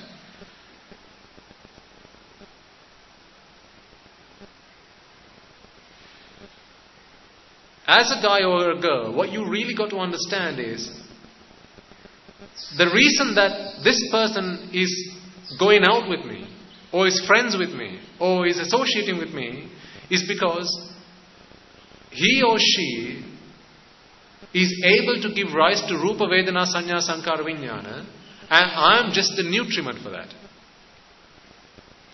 What he sees when he looks at me is just the nutriment for that.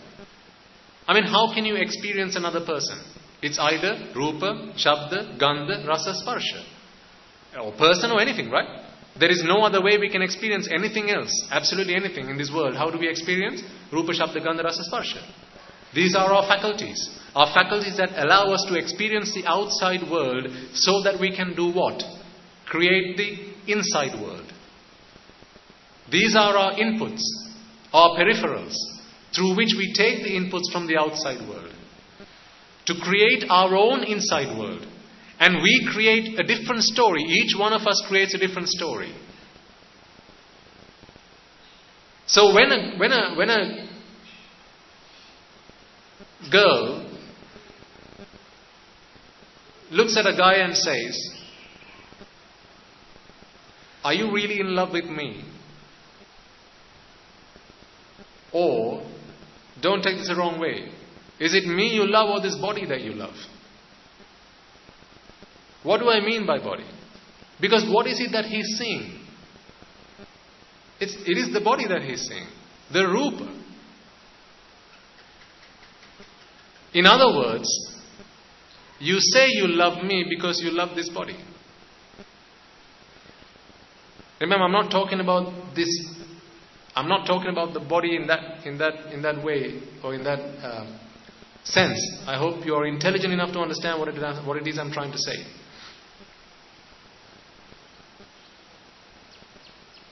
Because what is it that the other person experiences? Rupa, Shabda, Gandha, Rasa, Sparsha. So you experience me through what it is that you see when you look at me. You experience me through what it is that you hear when you associate with me. So you want me to speak. I start speaking. Now you can hear my voice.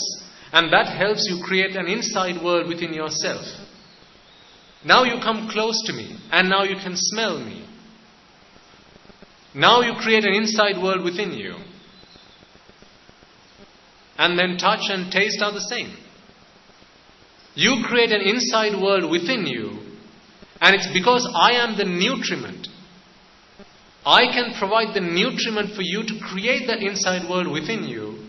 You say, you love me. So is it really me that you love? Or what it is that I can help create within your own... or is it what I give so you can create the world within you that you love? It's like I give you the bricks. You go and build your house. You love me because I can keep giving you bricks. But you build your own house. Again, we go back to suppliers and consumers. I'm supplying you with goods. These are the bricks. So you can go and build your own house. That's why you love me. So really, don't say you love me. It's not me that you love. It's the Rupa, Vedana, Sanya, Sankara, Vijnana that arise within you. It's that world that you create for yourself within your own mind, within your own consciousness, that you love, and all I am doing is providing the nutriment so you can create it for yourself. That's it. You see, this is why when I can no longer provide that nutriment, what happens then? Why do couples break up? Think, ladies and gentlemen, think. Why do couples break up? Before marriage, she said something that I didn't expect her to say. He said something that I didn't expect him to say.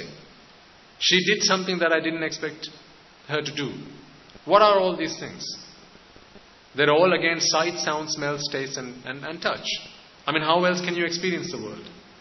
Because really, if you love the person, if it's the person that you love, it shouldn't matter how she looks, how she smells, how she speaks, how she walks, if it's the person. But is it the person that you love? It's not the person that you love. It's the sights, the sounds, the smells, the tastes, and the sensations that you can experience through that person that you take in so you can create your own world inside. These are the bricks that you take from the other person so you can build your own castle. So you can be king in your own castle. There's a beautiful saying in English, beauty lies in the eye of the beholder. So true. Must have been an English Arahatun Mahansi who once said that. It is so true. Why do they say that? Why do they say beauty lies in the eye of the beholder? Because beauty does not lie in the outside object. You see now, you would have come across that expression in the past and you thought, oh, beauty lies in the eye. Yeah, okay, so what? But now you get why that is the case, right? Because you understand that what is it that we call beauty?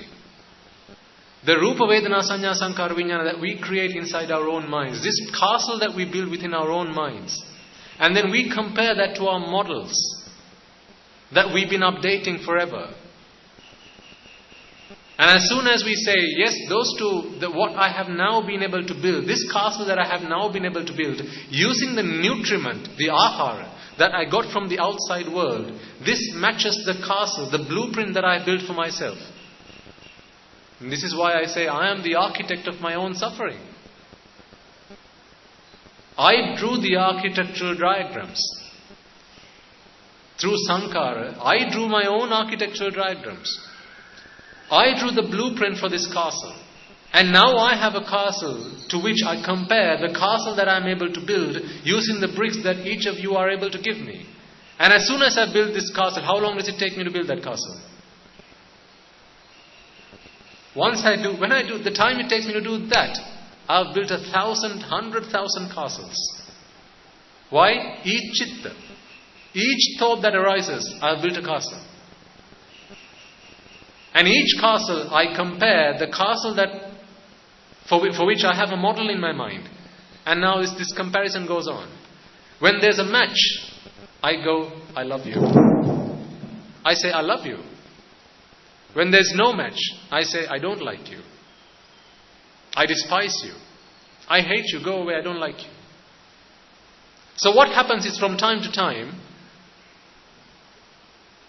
the blocks that start coming my way, they are not what they used to be. They don't make blocks like they used to. I mean, that's quite true literally as well, right?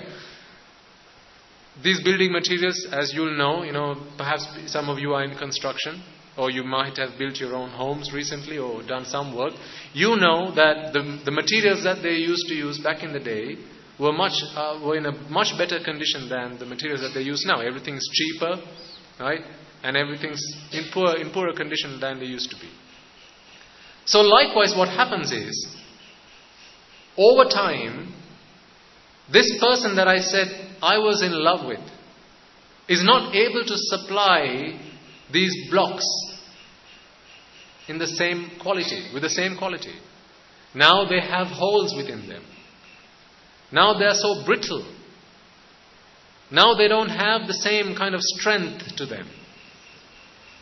When you chip at them, they start breaking up.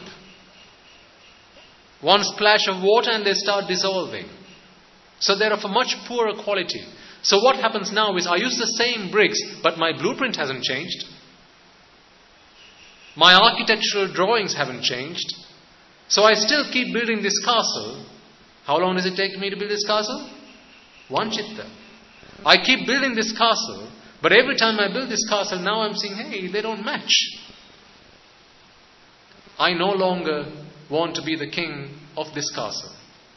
Now I have to go looking for another castle to be the king of. So to build another castle, I don't decide to change my architectural drawings. I don't decide to get myself a new blueprint. What I decide to do is, let me go find a new supplier who can give me a better building block. So now I go looking for another person. So I was speaking to those monks and I said, when you have those feelings, and it's quite possible that it happens perhaps when they go out. Or sometimes, even in the monastery, sometimes, people might come and sometimes not everyone dresses appropriately when they come into the monastery, right? And these things happen. But, never point the finger at the outside world. That's not where the problem is. I should be wise enough. I should be clever enough. I should be able to develop my mind enough so that even if someone walks in naked, that doesn't make any difference to me. Am I wrong? Aren't I right? Yes. If that ignites the fire of raga within me, where is the problem? Outside or inside? Inside. But as you know, in some religions, what they do is they cover the outside person. Don't they do that? You cover the outside person, head to toe, so it doesn't ignite the fire of desire within the man. So now what are they doing? They're pointing the finger outside. The Buddha never said that was the way to do it. He said, no. The problem's not outside, the problem's inside.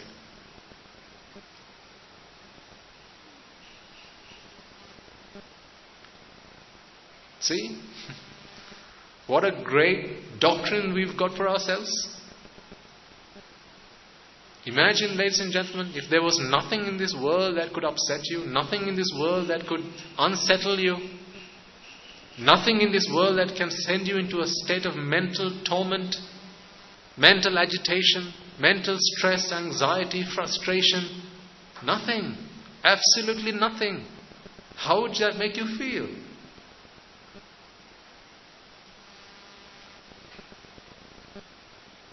My heart just goes into rapture just thinking about that.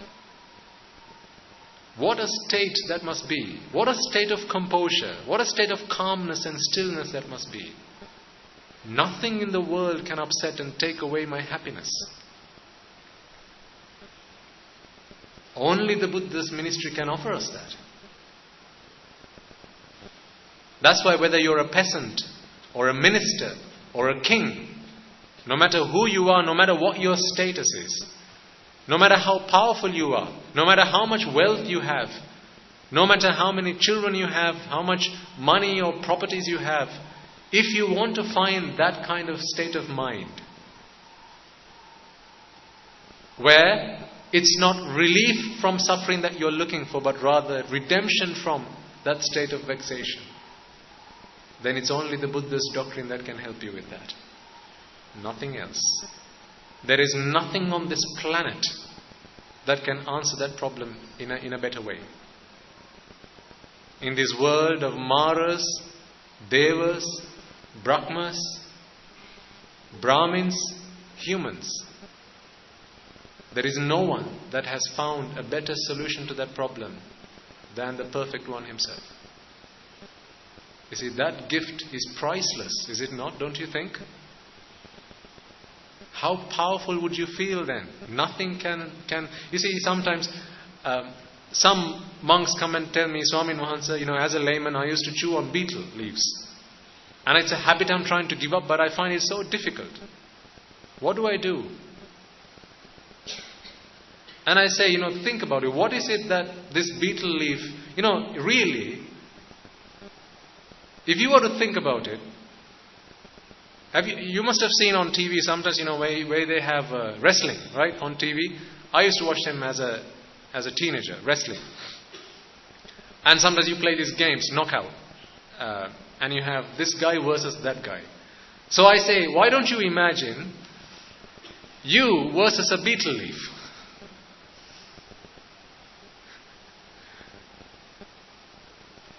We telecast a TV program.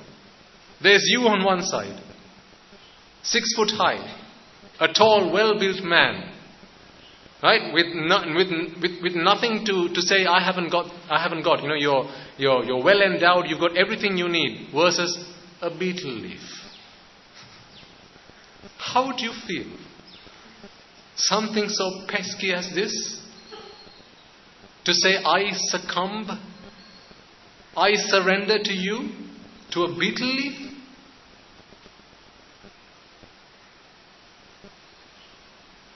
Some come and say, Swami, no, it's a chocolate.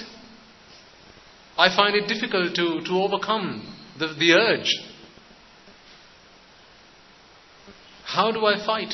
And I say, well, you on one side and a piece of chocolate on the other. You versus a piece of chocolate. How does that make you feel? Don't you feel ashamed? Don't you feel so small? You think you're the best. You think you're the greatest. You think you're the ruler of the world. But when it comes to a bit of chocolate, when it comes to a piece of betel leaf, you surrender like a dog. Come on, man. Look at what it is you're saying. And they understand, yes, I realize how shameless that is for me to come and say, I can't overcome something so tiny, so minuscule, something so insignificant, like a piece of betel leaf.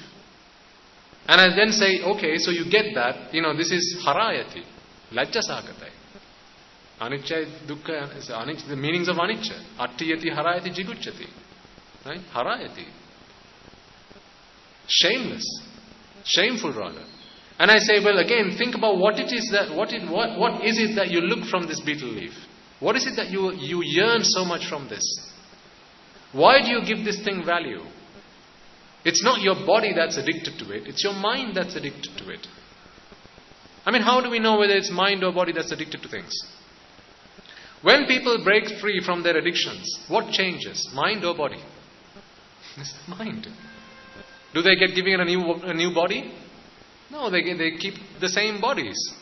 Whether it's cigarettes, alcohol, betel leaf, chocolate, whatever the case might be. When people break free from addictions, it's the same body, but the mind is changed. The mind is transformed. So I asked them, what is it that you look for in this betel leaf? All your mind needs is Rupa Vedana Sanya Sankara Vijnana. And this betel leaf is readily able to provide that to you. So as soon as you want to relieve yourself, as soon as you have attached yourself to that 5, pahe ellim. As soon as you've attached yourself to that 5, as soon as you are now clinging on to that 5, now you'll stop at nothing to gain that. So now you go from that state of pelima, that state of vexation, you go into attachment. From attachment you jump to attachment. Attachment to attachment. That's what happens. From one to the other. This is why I say it's a vicious circle. You can't break through from it. See, what happens when you come across a Kalyana Mitra is you're in a state of vexation. This is what happens normally, right? Vexation, which is the pelima, right? Because you've attached yourself to something. To relieve yourself from that suffering, to relieve yourself from that mental torment, what you do is you go and grasp onto something. You go and cling onto something in the hope that it's going to relieve yourself from that pain. So you jump onto this. And once you've gotten hold of whatever that object or person or whatever that thing might be, because it's also conditioned, the conditions change. And as soon as the conditions change, now you're in another state of suffering. So because you're now in another state of suffering, you have now got to go back into a state of attachment. Why? Because you want to relieve yourself from that suffering as well. Say you start at 1, or you start from 0. Okay, let's say we all start on a clean slate, 0. We begin to value something in this world. As soon as you valued something in this world, now you want it. Isn't that how you've acquired all the things you have acquired by now? Think about the watch that's on your wrist right now. Someone gave it value. It would have been perhaps the people that you associated, or perhaps you read an advert on the TV, or you watched it read it on a magazine, whatever the case might be. Right? Whether it's your shoes, your watch, or your glasses, your haircut, whatever the case might be. Someone gave it value. And when you associated those people who gave that value, you began to give it value yourself. Because you're in that association. Like things cling together. Birds of a feather, they start to flock together. Right? When you have the same things that you like to attach, you now come together. So what happens is, as soon as now you start giving value to that object, now you want it. That feeling of wanting, that yearning, that needing, that desire is a negative feeling. That's that feeling of vexation, which now you want to relieve yourself from. So to relieve yourself from that feeling of vexation, what you do is you somehow find a way to go and acquire that. Kaya sankara, vachi sankara, mano abhisankara. Through the process of this abhisankara, you go and acquire it. But what you have acquired ultimately also leads to what? Is subject to what? Disease, decay and death. As soon as that goes to disease, decay and death, now what does that do to you? Again, back to suffering. So to relieve yourself from that suffering, what do? You go and attach again to another one. And then to another one. And then to another one. See, you started from 0. Suffering. You went on to 1 suffering. Why? I want that. As soon as you went into suffering 1, then you went and attached to it. Now you have to protect it. You have to preserve it. You have to preserve it and protect it from robbers, from fire, from winds, from water, right? All of that pain comes with the package, which I think we've discussed in the past, right? When we played that game of giving scores, 7-0, 6-1, okay? So all of that suffering comes with the package. You started with 0, but where do you end? You end in a worse state than you began. And see, here's the other thing. When you get into a state of mind where you really want to acquire whatever it is that you desire, if you are not a Sotapanna, you are prepared to do whatever it takes. Whatever it takes, I am prepared to do. And that whatever could be the 10 unmeritorious deeds. So you keep engaging, and sometimes you then become inclined to do the unmeritorious deeds, which take you further down. What is this down now I'm speaking of? To the hells. Keeps taking you down with every step you take. See, attachment never got you up there. Attachment always keeps taking you down. So attachment is not the answer to the problem then. Yes, we feel that vexation, we feel that pelima. I don't disagree with that. But the answer to that is not going and attaching yourself to something that's going to relieve yourself from that. It's like when you feel like you want to watch TV, the answer to that problem is not going and turning on the TV and watching it. That's what I'm trying to say, in really simple terms. When you feel like I'd really wish I could have pizza tonight for dinner, the answer to that, if you really are, if you're a clever one, if you're wise, if you're intelligent, the answer to that problem is not treating yourself to pizza. That's not the answer to the problem. That anyone can do. You don't need to be a disciple of the Buddha to do that. When you feel like you want to watch a movie, and it's the latest movie in the cinema, the answer to that is not going to the cinema and watching the movie. Yes, you might feel that, you know what, so what do you mean by that? I went to watch the movie and now I'm okay. That's just relief from suffering. What happens when the next movie comes out? What happens when the next time you feel that urge to go and eat a pizza? That's going to keep coming back. We were never satisfied by pleasing our eyes, were we? You were never satisfied by pleasing your ears. You were never satisfied, never fulfilled by pleasing your nose, your tongue, your body. That fulfillment just cannot be found. But I'm sure there'll be people that you associate, and I have associated the same. People tell me, Swami Wahansa, they ask me, why did you become a monk? And sometimes I say, the reason I became a monk was because I had money problems, I had women problems, I had food problems. And say, I understand, it must have been really difficult for you. I say, it was really difficult for me. And he says, would you care to explain, Swami Wahansa? Perhaps I can help. I said, of course. I had money problems in that I had so much money, but still it didn't solve the real problem that I had. It didn't put me out of suffering.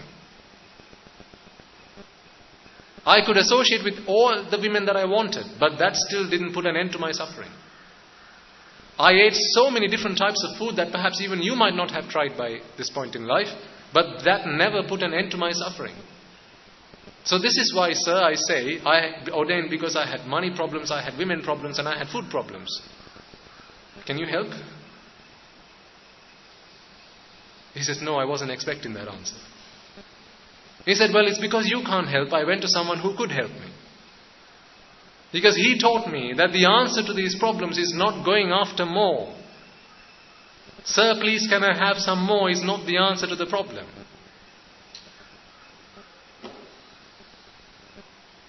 That's not the answer to the problem. Because the answer or the problem lies in attachment. Avidya and tanha. So, going back to that vicious circle. When you feel that vexation, and now you're going to attach yourself to something that you want, that you believe is going to relieve yourself from suffering. Why? Because of ignorance. Ignorance teaches us, if you're suffering, go and attach yourself. And you're going like this, you're just going to jump and attach this. At that time you come across a Kalyana Mitra, Satpurusha, a noble person who says, no, that's not the answer to the problem. Stop. As soon as you attach yourself to that, what's going to happen is you're going to be subject to even more mental torture, agitation, frustration, vexation. He or she explains to you. Be that lay or a monk or clergy, doesn't matter. You could do that to your friends now. When you see your friends trying to, when they're in a state of mental stress, right? I'm sure lots of you will associate with people either at the workplace or friends, family, right? They come and say, Machang, I'm in a lot of stress these days. What do I have to do? What can I do? The other day someone forwarded this article on to me. I think it was one of our listeners who said I should speak. He asked me to speak, or he asked me rather to try and give this Dhamma to the more as much as possible to the Western world, because apparently this assisted suicide is becoming, it's trending now. Euthanasia. It's now, apparently there was recently an article where there was this woman that went through that procedure, and it's become a bit of a talking point for everybody. And so someone read that article and gave me the summary, and he said, that lady was in a state of mental distress, I think age 29 or something like that. A lot of mental stress, depression. And he said, the reason for this depression was, apparently she was always in this state of, people don't like me. They don't speak to me nicely. My family doesn't treat me well. At my workplace, I have these problems. Excuse me. So how do I find satisfaction in life? How do I find fulfillment in life? And I'm sure you will have people come to you and speak to you about these problems. It could be your colleagues. It could be people that work for you. It could be people that you work for. Imagine you had a really terrible boss. Okay? For some of you, you might not even have to imagine. This might be reality. A terrible boss who's always on your neck. Do this, do that, right? And he or she is always under a lot of stress. And that stress he keeps feeding on to you. What if you could go and give him or her some Dhamma? Says, I realize you're in a lot of stress these days, and I want to try and help you as much as I possibly can. Why don't you listen to this sermon when you get some time, on your way back home? He begins to listen. He begins to understand that this stress that we create is all stuff we do ourselves within our own minds. Stress is not something that comes to us from the outside world. How can you stress a Rahatan Mahansa? Tell me. How could you stress out a Rahatan Mahansa? What's the formula for that? There is no such formula. So stress does not exist in the outside world then. Clearly. 100%. Stress is purely an internal fabrication. It's an internal formation. We create our own stresses and strains. Once you realize you're the architect of your own stress, of your own pain, of your own discomfort, then you begin to realize, hey, why do I treat myself like this? You don't like other people coming and hurting you, harming you, but when you realize I'm doing the greatest harm to myself, now you're going to want to change that soon, aren't you? You're going to want to change that behavior. So then you're going to begin to analyze, why is it that I go through this pain? Why do I put myself through this? And then you realize it's because of attachment. I'm attached to so and so. I'm attached to these things. I can still fulfill my duties. I can still do my job. I can still go through my responsibilities and do all that. But without the mental attachment. People don't judge you, ladies and gentlemen. I think I explained this to you last week. People don't judge you by your thoughts. Do they? Tell me, do they? Can they read your thoughts? No. What do people judge you by? Your actions. And your words. So it doesn't matter what you think. As long as you can portray yourself in a certain way, through speech and through body, in a way that the people that you interact with are happy to perceive you, then everyone's happy. But the suffering that you go through is all internal. That's in your mind. So you could pacify your mind, you could calm down your mind, but outwardly, you could be really busy. Outwardly, you can look like the busiest man ever. But inside, you're really cool and calm like a cucumber.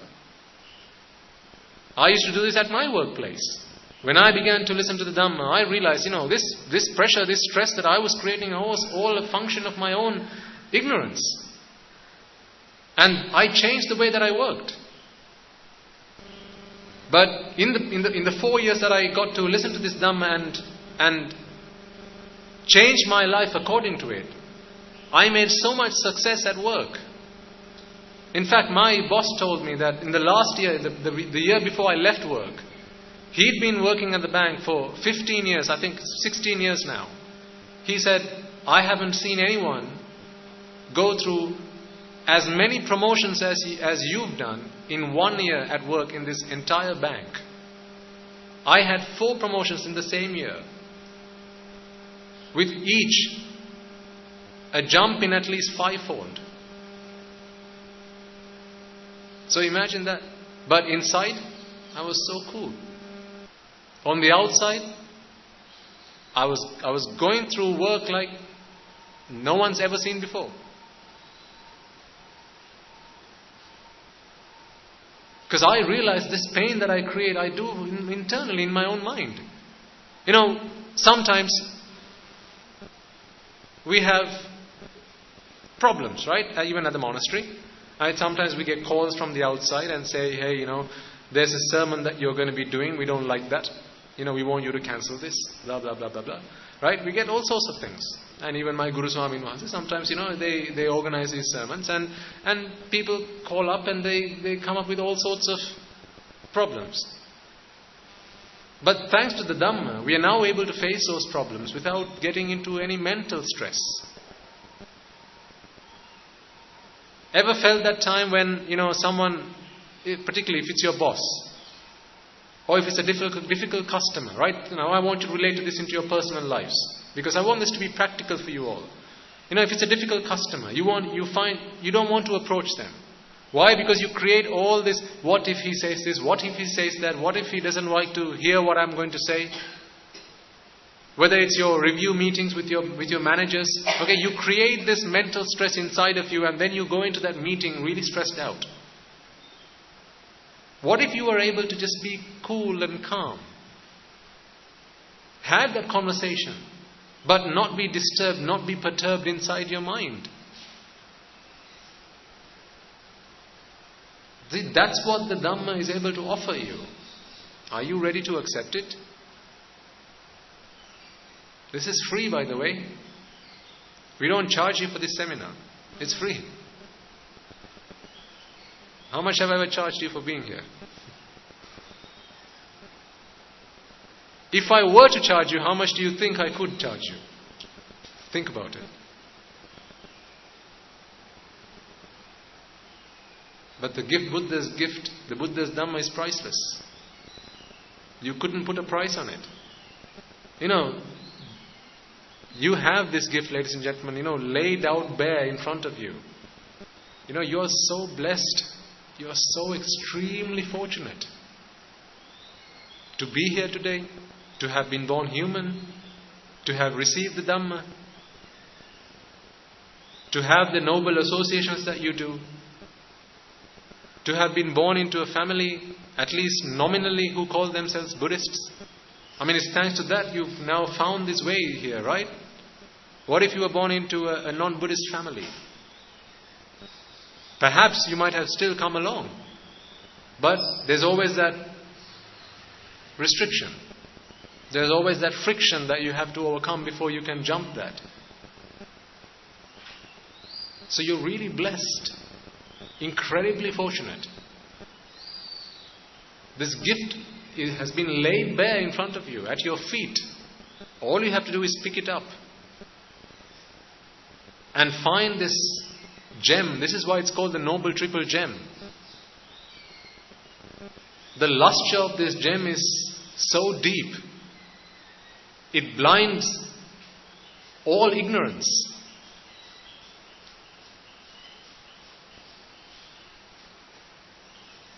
Its shine is greater than all the suns and all the stars. You have the greatest gift of all of humanity. All of mankind has not had the gift that you have today. What if you were born a Deva? What if I were born a Deva? I couldn't be in a robe today. It's only as a human being I have this opportunity to be so close to the Buddha.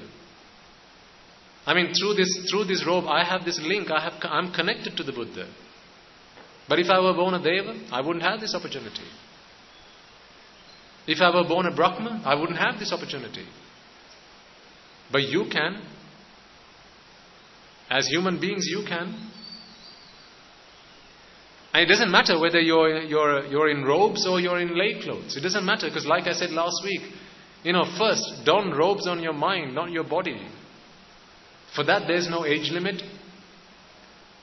For that, it doesn't matter whether you're a man or a woman, how tall or short you are, how thin or stout you are. It really doesn't matter. This is the gift of Dhamma that the Buddha gave us, that the great elders Sariputta and Moggallana worked so hard for, to attain and pass down to us, which now we have. A way to redeem ourselves from suffering once and for all. And all we need to do is realize that attachment is the root for all of this suffering. Nothing else. Go and speak to your friends at work. Ask them, Machan, why do you suffer? Really, do this as an experiment. Go speak to your friends and ask them, why do you suffer? At school, go and ask your friends, every time you've suffered, why have you suffered? What are they going to say? Because I lost my mother, because I lost my father, because I got into an accident and my car is now beyond repair, because I lost my money, because I lost my house, I lost this, I lost that.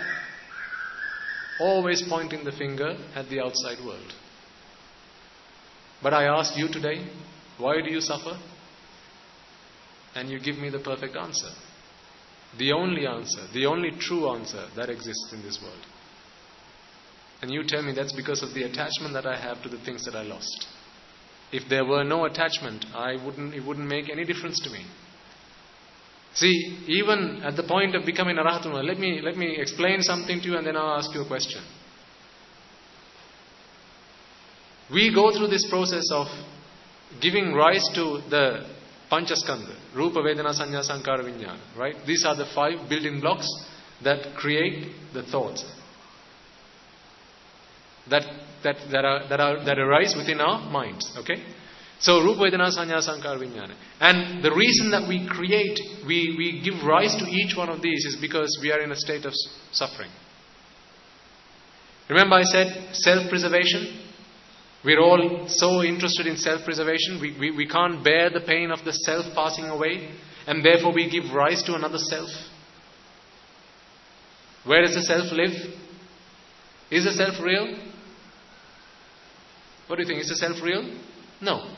The self is not real. The self is something we fabricated. The self is something that manifests within this process of thoughts that arise and pass away. Okay? So I'm just coming back to the basics and I'm summarizing all of this. So listen carefully. The self exists in this process of the thoughts arising and passing away. It's like a sine wave. Right? It goes like that. Thoughts arise and passing away. This process happens based on a foundation of ignorance. This foundation is ignorance.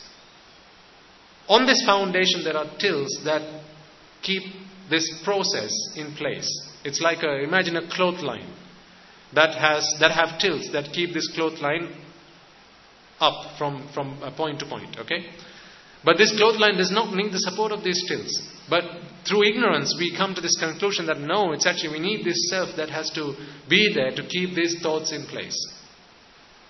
So this thought process keeps going along. Now, because this mind is interested in nothing other than Rupa, Vedana, Sanya, Sankara, Vijnana, and that's what it's clinging on to. And because it's clinging on to that, that's where it looks for happiness and pleasure and satisfaction. For self-preservation, the mind has to go looking for objects people, incidents, as in the nutriment that it takes from the outside world to give rise to the Rupa Vedana Sanya Sankara Vijnana that it is able to arise, give rise to within the mind. Okay? Using the outside object, it gives rise to the Rupa Vedana Sanya Sankara Vijnana within the mind. So this is all internal stuff we are talking about. But to give rise to the internal stuff, you need the outside stuff. And the outside stuff we take in through what? The eyes, the nose, the ears. So through our 5 senses. And the 6th sense, which is the mind. So using our 6 senses, we take the outside objects, the outside stuff, and we create the inside stuff, which is the Rupa Vedana Sanya Sankara Vijnana. Because the self is something that is nurtured with every thought that arises. And we are so attached to this self, like the mother to that baby, whom the mother can't bear to see a baby die, pass away. So the mother is so interested, she has a vested interest in keeping this baby alive. Likewise, the mind wants to keep this self alive. And the self can only be given life if Rupa Vedana Sanya Sankara Vijnana arises. That is a requirement for the self to be born. And for that the mind goes through Abhisankara. Okay? Now, when an Arahatun Vahanse, or the moment before an Arahatun Vahanse is born, so imagine there's an Anagami that's developing his mind, he or she. I use the word he just generically, it could be either or. Okay? So an Arahatun or an Anagami person is developing his mind, and now, at the point of one coming into complete enlightenment, which is that Arahat Palasita, prior to that you have the Arahat Margasita, which is the path and the fruit. Arahat Margasita, and immediately after that you have the Arahat Palasita. Now, even in the Arahat Margasita, there is ignorance. So imagine there's these thoughts rising and passing away, and at this point, or rather at this point, you have the Arahatun Vahanse's Chitta, Arahat Palasita. Up until this point, you have all these Chittas rising and passing away. And you come until this point where you have the Arahat Margasita that has now passed away. As soon as suffering, because you can't bear the pain of passing away, give rise to another Chitta, through which the self will be born again. That's what ignorance tells us. But that next Chitta which is born is the Arahat Palasita. And with that Chitta that arises, all ignorance and attachment is eradicated. Now that Chitta which arises is no longer on a foundation of ignorance, is no longer using stilts to keep the thought process alive. This is now just running like a vehicle put into neutral through the vipaka. And that just keeps going until the last moment that this person is alive, and then enters Parinibbana. So, I was going to ask you a question. Chittas arise, pass away. Even at the last moment, when an Arahat Marga person becomes an Arahat Pala, a Chitta arises, a Chitta passes away. And then that Chitta that is given rise to, which becomes the Arahat Palasita, is also the process, or is also the product of Abhisankara. So the question I have for you is, at which point does a being completely remove the notion of a self? At which point?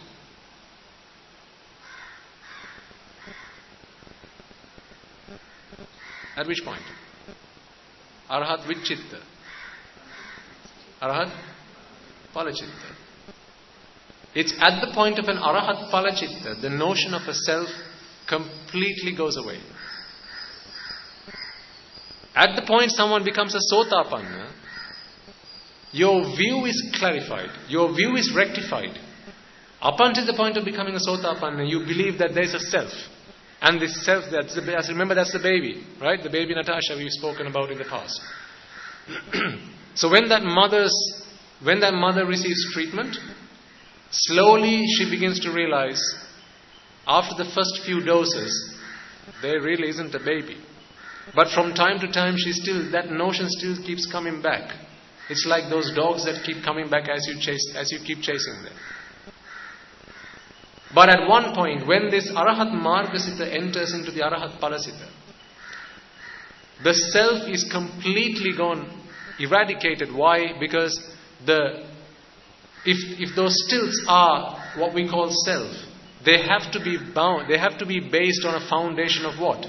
Ignorance. Ignorance is completely eradicated. This is why when someone becomes an Arahatan Nuhanse, that's the point at which the last of the fetters, the Sanyojana, are removed. Kamaraga, Ruparaga, or rather Ruparaga, Aruparaga, Mana, Uddhaja, Avidya. See, Avidya. Avidya and Mana, they go out at once, together. Mana is the state of comparison. Maninava. You're always comparing. You have to have someone to compare to. You know, one guy says she's pretty. You've got to ask the question. Compared to whom? Haven't you? One guy says, oh, he's tall, isn't he? Have you not got to ask the question, compared to what or compared to whom? Isn't tall and short comparative? Otherwise I could say, I'm tall. I could say, I'm short. I could say anything. But you've got to ask the question, compared to something's big, something small. These are all comparative terms. So mana is that nature of comparing always. There's Uchchamana, Sadisamana, and Hinamana, which is comparing and coming to the conclusion that something's better than the self, as in myself. Something's my equal, something's below. So these are all these models that we've created. The model of myself to which I compare everything else in this world. And that only goes away at the point of becoming an Arahatan Hanse. At the point at which ignorance is completely uprooted. And at that point self goes away. Your attachment, your clinging to rupas goes away. Your clinging to the arupas go away. And at that point you're a completely free person. Free from all defilements. Free from all cankers. Free from all types of vexation. All mental frustrations. And that day you become victorious. Free. You have swum to the other side of the sea. You are now on the shore. And now none of these sharks can come and get you. You're free. Free once and for all.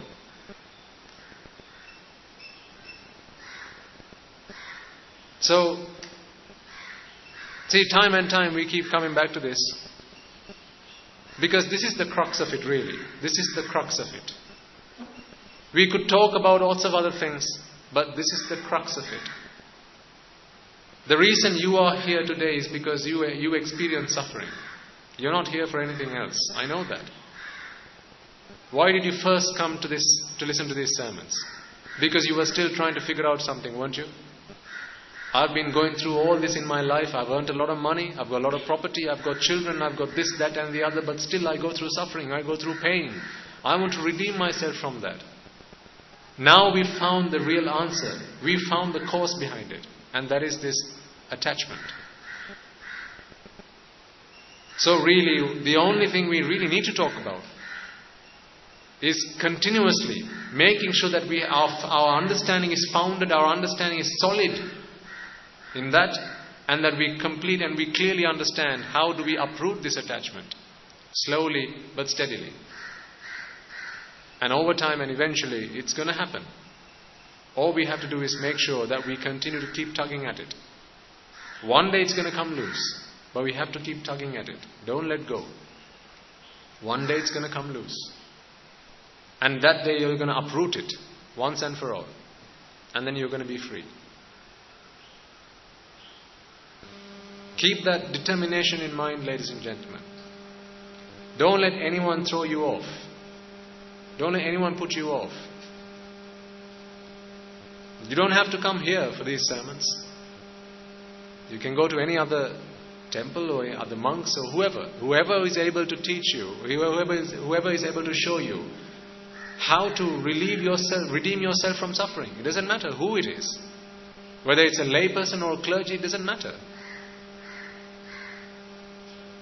Put yourself out of suffering. That's all I'm asking you for. Not me. Don't worry about me. That because I have to do for myself. He's got to do for himself. They've got to do it for themselves. And you've got to do it for yourself. No one else can do it for you. You've got to do it for yourself. Because otherwise, the likes of Jesus Christ, Prophet Muhammad, they all give to this world a doctrine that people do good, which helps people go into the heavens. How many times do you go to the mosque, or rather to the temple? They do more merit than you do. Really. Think about it. Okay, if not you, now you've been listening to these sermons for a long time. The gift of dana you give, which is the dana that exceeds all other gifts. Okay? And you listen to the Dhamma, which is a hugely meritorious deed. And perhaps you also maybe preach to other people, your friends, as you're able to, which is again a hugely meritorious deed. And now when you give alms, you know the meaning behind it, why you do it, right? They're all meritorious deeds. But think about a lot of your family, perhaps your friends, who don't understand any of this Dhamma. Don't you really think they would have been better born Muslims or Christians or Hindus? Think about it. They give this excuse, I'm a Buddhist, so I don't need to go to the mosque, I don't need to go to the temple. The Buddha never said come to the temple. He said, live a good life, so I'm living a good life. But really, if you think about it, Christians, they do more merit than you and I do. They do more merit than the general Buddhist. On a Sunday they go into church dressed in their finest, and then they go and speak to the Father in the church, and they go and talk to them about the sins that they've done. When was the last time you went and approached a monk and said, Swami Nuhansa, these are the sins that I did in the last week. Please, can you help me? When was the last time you did that? See? If you don't make use of the Buddha's Dhamma, don't you really think it would have been better if you'd been born Christians, into a Christian family? Think about Hindus. How many times they go to the Kovil, to the Devalaya, and they make offerings. Some of them, they go every day before work, they stop in front of the Kovil. They get out of their cars, they go and make an offering. Whatever it might be. Or they go and pray to their gods. And every time they pray, that's all ping, that's all merits. All of that is merits. And these merits perhaps will one day help them be born in the Deva worlds.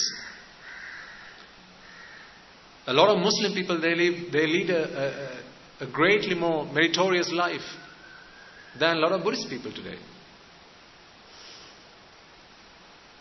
So if you don't make use of the Buddha's Dhamma to take what it is that he gave, to take what it is that he worked so hard for, which is Nibbana, if you don't take the crux of it, then you might as well have been born into another religion. Really. Because what followers of other religions don't have is not the path to heaven. Every other religion teaches a path to heaven. If that is all you're going to take from Buddhism as well, what's the point? But think about a lot of people. What do they use Buddhism for these days? Go to the temple, offer flowers, right? Give dana. Now all of these are good. But what I'm saying is, what they're doing is the same as what a lot of non-Buddhist people do. And that's a real pity. That's a real shame. Because that's not what the Buddha worked so hard for. Not to show you a path to heaven. In fact, what did the Buddha say about heaven? It's pointless. Pointless going there. Even there you're going to go and you're going to fall into indulge in sensuality. And again you're going to go back into the abayas. What's the point? Use the Dhamma to attain Nibbana. No other religion can give you that. So don't you think you are so blessed?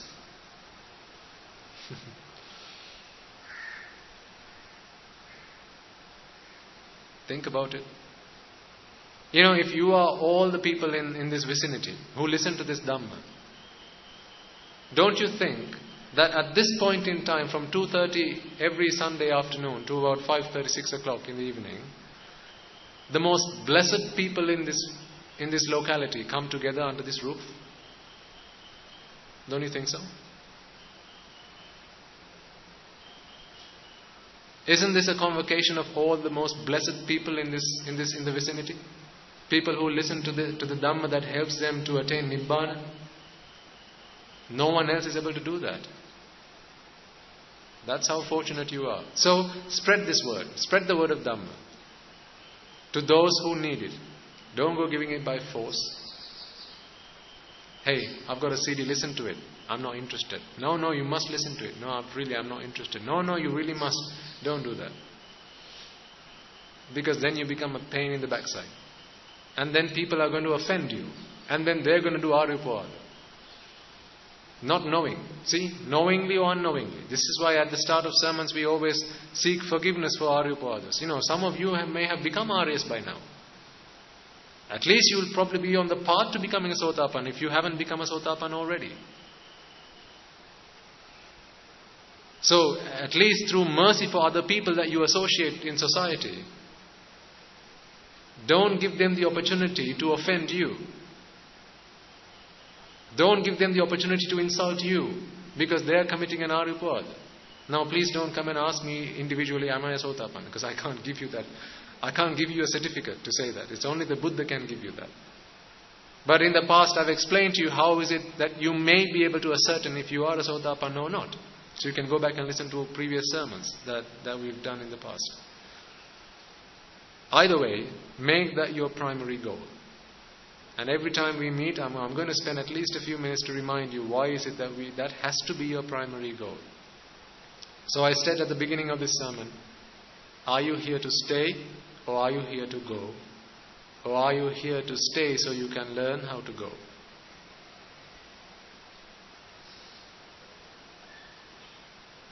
You're welcome to come and stay, but for only as long as you learn how to go. And then not come back again. To go from what? Samsara. Once and forever. Once you've learned how to do it, go and give that gift to other people. You don't have to keep coming back here. Seriously. I have no interest in growing a number of followers behind me. If none of you really came here, I wouldn't have to be here today. Doctor's orders were don't leave the monastery for 5 days at least. That were the doctor's orders. So I went to the hospital 2 days ago and that was the doctor said, do not leave the monastery for at least 5 days. Otherwise you'll probably get worse. I said, I can't do it because I've made a solemn promise. I've made a promise to you all that I will be here. Even if there's one person here, I'll be here to help you. So I said, sorry, that 5 days will have to start from tomorrow morning. So I have no interest in growing a large population of listeners. I have no interest in doing that. Because I'm not here to attach to anybody. I want to eradicate the attachment that I have because I understand that it's because of attachment that I'm suffering. I don't want a collection of followers and I don't want any of the fame or fortune or whatever that comes.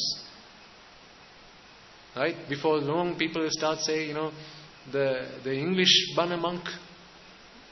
Now people will start putting labels. That monk who delivers sermons in English.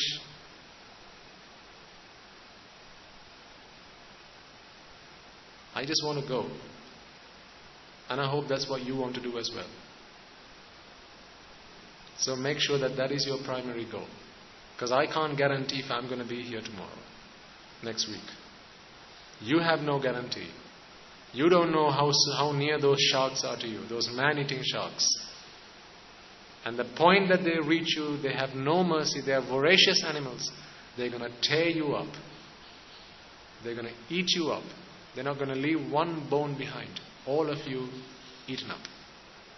Before that day comes, strive to go, to get to the shore, to become victorious. Okay. There's another sermon after this, so I have to leave in a moment. But before that, let's take a moment to do the Arya Maitri Bhavana. I think we did it in English last week, is it? Yes, okay. So for our listeners online, a couple of weeks ago we decided that we would chant the Arya Maitri Bhavana alternatively, alternatively in English and in Sinhala.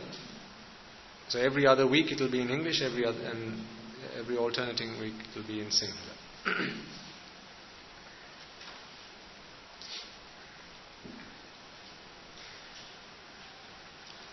Mamada siyalu loka siyalu satvayo sansara dahayen midetva sansara rogayen midetva sansara ginnen midetva sansara anduren midetva Nibbana parama sukhayen sukhita tarvetva Nibbana parama sukhayen sukhita tarvetva Nibbana parama sukhayen sukhita tarvetva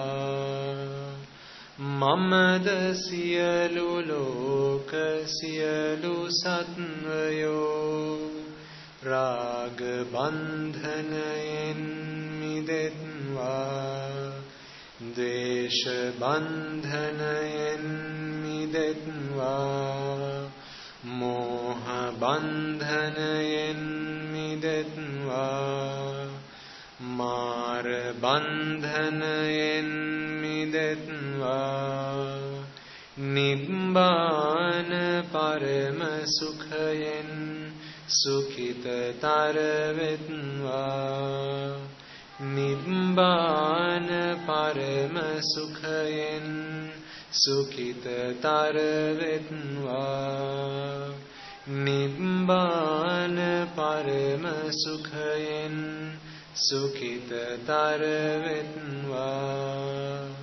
Mamada siyalu loka siyalu satvayo Jati ginnen midetva Jara ginnen midetva Vyadhi ginnen midetva Marana ginnen midetva Nibbana parama sukhayen sukhita tarvetva Nibbana parama sukhayen sukhita tarvetva Nibbana parama sukhayen sukhita tarvetva Mamada siyalu loka siyalu satvayo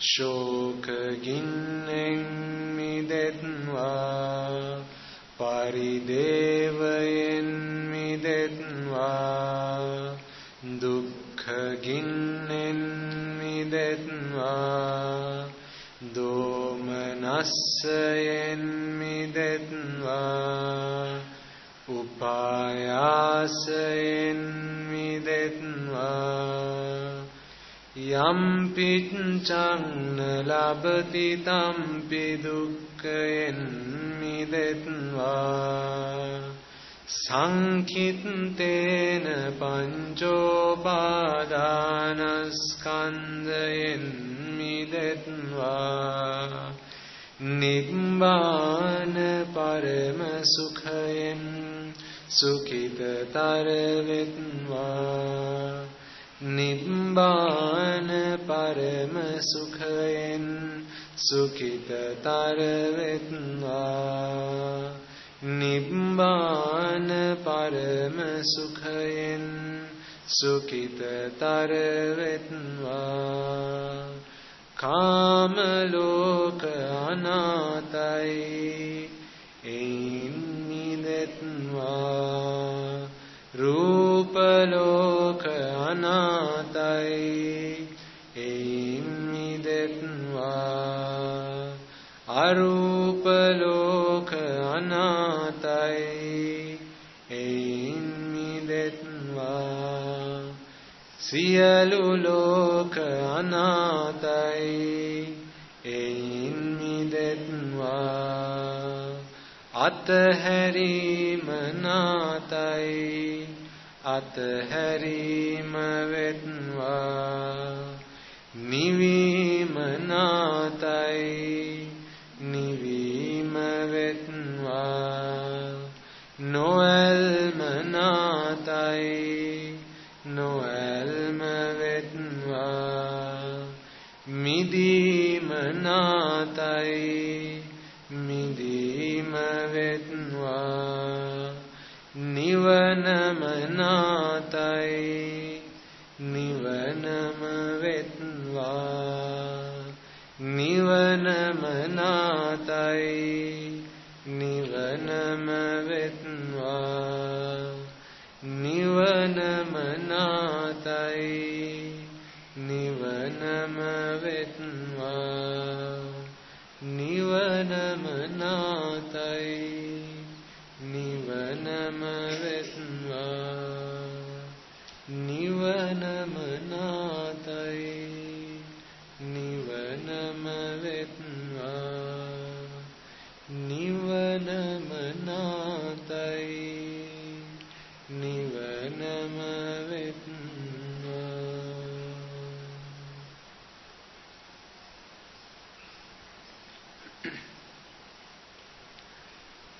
If I were to ask you how many of you do the Arya Maitri at home, I'm not going to ask you to put your arms up.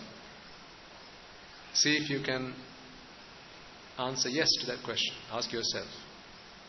There's a reason why we encourage you to do this. Throughout our journey in samsara, as we always say at the start, our associations have not been with good people. It's been with ignoble, immoral people. And when we were defiled with raga, dvesha, moha, we must have done so much bad to other people.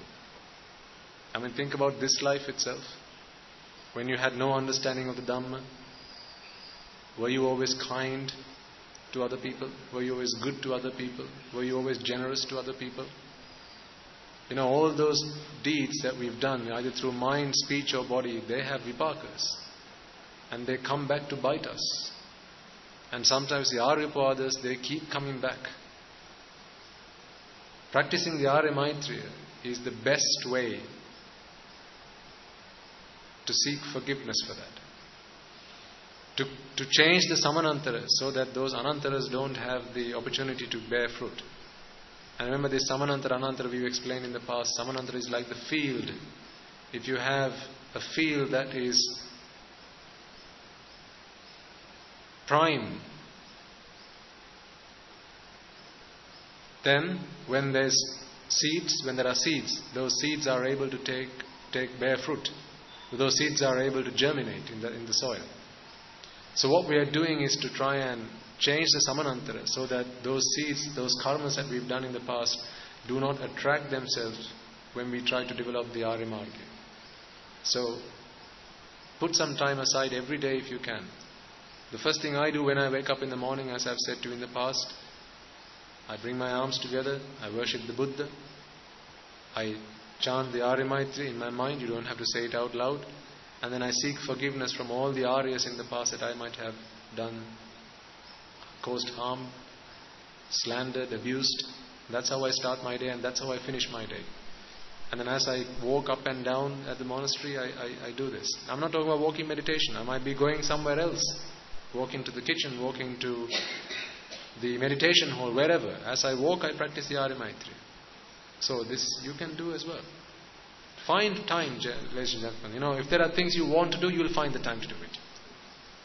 There is never a problem of time. We all have the same time. We all have 24 hours. None of us have more or less. The things that happen within those 24 hours are the things that you give priority to. That's the truth. So ask yourselves, what things do you give priority to? And then choose wisely. Because this time that's passing by, you can never get back. Never. Okay. So prior to us finishing the sermon, let us take a moment, or concluding the sermon, let us take a moment to transfer the merits that we have all acquired today to those who deserve the merits. Siradhanama Sadhukara Dinna.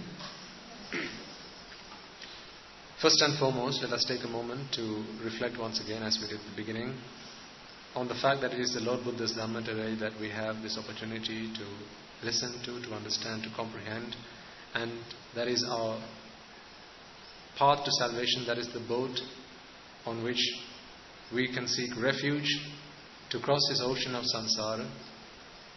And also all his disciples, the Bhikkhu Bhikkhunis, Upasaka Upasikas, who dedicated their lives, who sacrificed their lives to preserving and protecting the Dhamma. It is thanks to them that we today have this gift of Dhamma that has been passed down through the generations. So may all those Bhikkhu Bhikkhunis, Upasaka Upasikas who dedicated and sacrificed their lives towards this worthy cause be able to rejoice in the merits that we have all acquired today.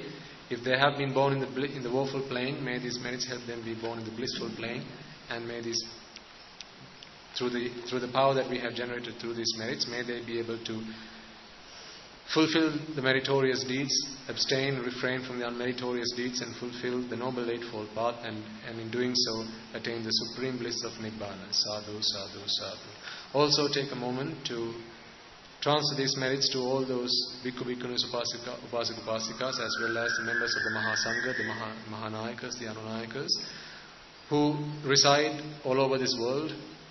Anyone and everyone who strive day and night to fulfilling the path, to redeeming themselves, as well as giving the gift of Dhamma to all other sentient beings. This includes all of you as well. So may all those beings rejoice in the merits that we have all acquired today. May these merits help them all to attain the supreme bliss of Nibbana in this very birth itself. Sadhu, sadhu, sadhu. Also please take a moment to transfer the merits that we have all acquired today to the Devas and Brahmas that we have invited before the start of this sermon. The Devas, Brahmas, spirits, demons and the dead, as well as anyone who might have been a relation of yours in the past, parents, or perhaps even in this birth, parents, grandparents, children, uncles, aunts, sisters, brothers, nephews and so on. Anyone who might have offered you any kind of help, support or assistance, either in this birth or in the past births. Anyone and everyone who are looking for these merits in your name to rejoice in them, may they all rejoice in these merits. May these merits help them be born in the blissful plane if any of them have been born in the woeful plane. May these merits help them abstain from the unwholesome deeds. May these merits help them fulfill the meritorious deeds, fulfill the Noble Eightfold Path, and attain the supreme bliss of Nibbana. Sadhu, sadhu, sadhu. Also, please take a moment to transfer these merits to the chief incumbent monk of this temple, the Sri Matiniya, as well as the Uduve Dhammaloka Nayaka Swami Mahansa, as well as all the other monks who are resident in this temple, as well as the novice monks who are resident in this temple. And also take a moment to transfer these merits to all the monks and the Samanera monks who live and strive day and night to fulfill the path in your local villages, in your local towns. Although we come along and we deliver these sermons, ladies and gentlemen, please bear in mind that it is them who take the trouble, who have put themselves forward to help in your day-to-day lives. It is thanks to them that your children have the opportunity to attend Dhammpas. It is thanks to them that you have the opportunity to transfer merits to your dear loved ones as and when they pass away. So it is them who put aside time from the little time that they have left to practice the Noble Eightfold Path, who have set time aside to dedicate their lives to your needs and wants. So make sure that we take the time to transfer merits to all those monks, as well as nuns who may be available and are ready to offer those services to you. So may they all rejoice in the merits that we have all acquired today, and may those merits help them all to attain the supreme bliss of Nibbana in this very birth itself. Sadhu, sadhu, sadhu. Also take a moment to reflect on the fact that it is thanks to all the members of the armed forces who sacrificed their lives while there was a war in this country for a very long period of time. It is thanks to them today that we have a peaceful country in which we can practice the path, we can practice the Dhamma.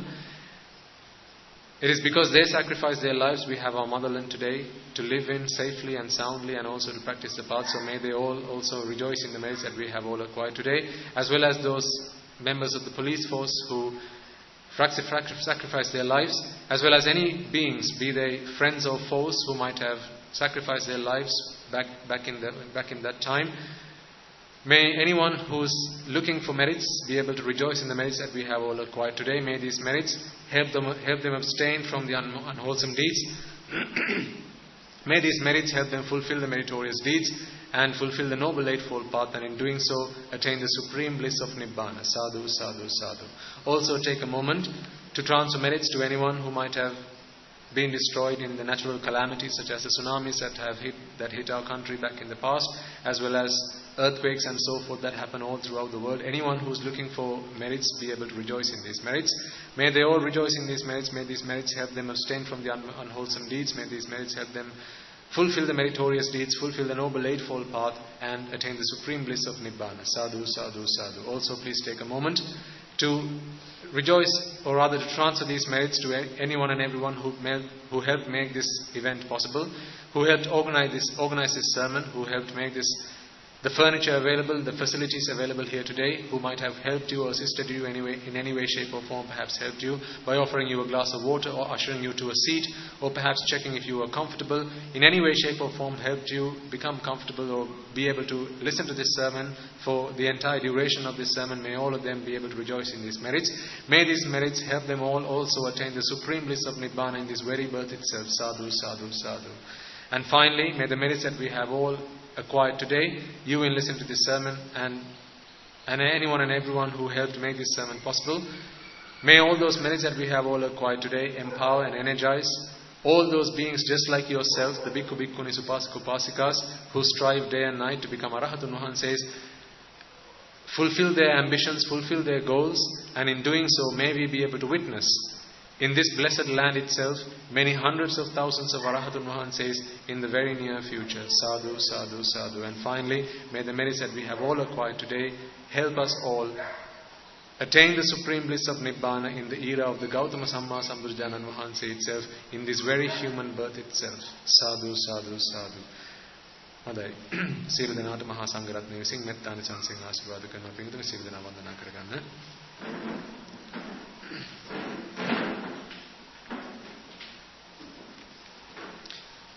This is a chanting by the Mahasangha as a blessing for all of you. Raga ginneng midetva, desha ginneng midetva, moha ginneng midetva, Nibbana parama sukhayen sukhita taravetva. Nibbana parama sukhayen sukhita taravetva. Mamada siyalu loka siyalu satvayo. Nibbana parama sukhayen sukhita taravetva.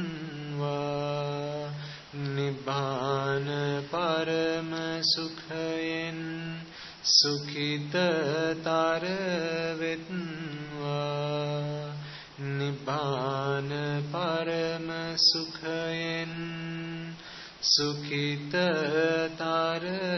වෙත්වා.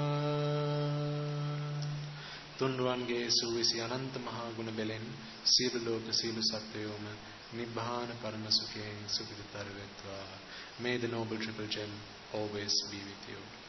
සියලු දෙනාට පෙරවන් සරණයි.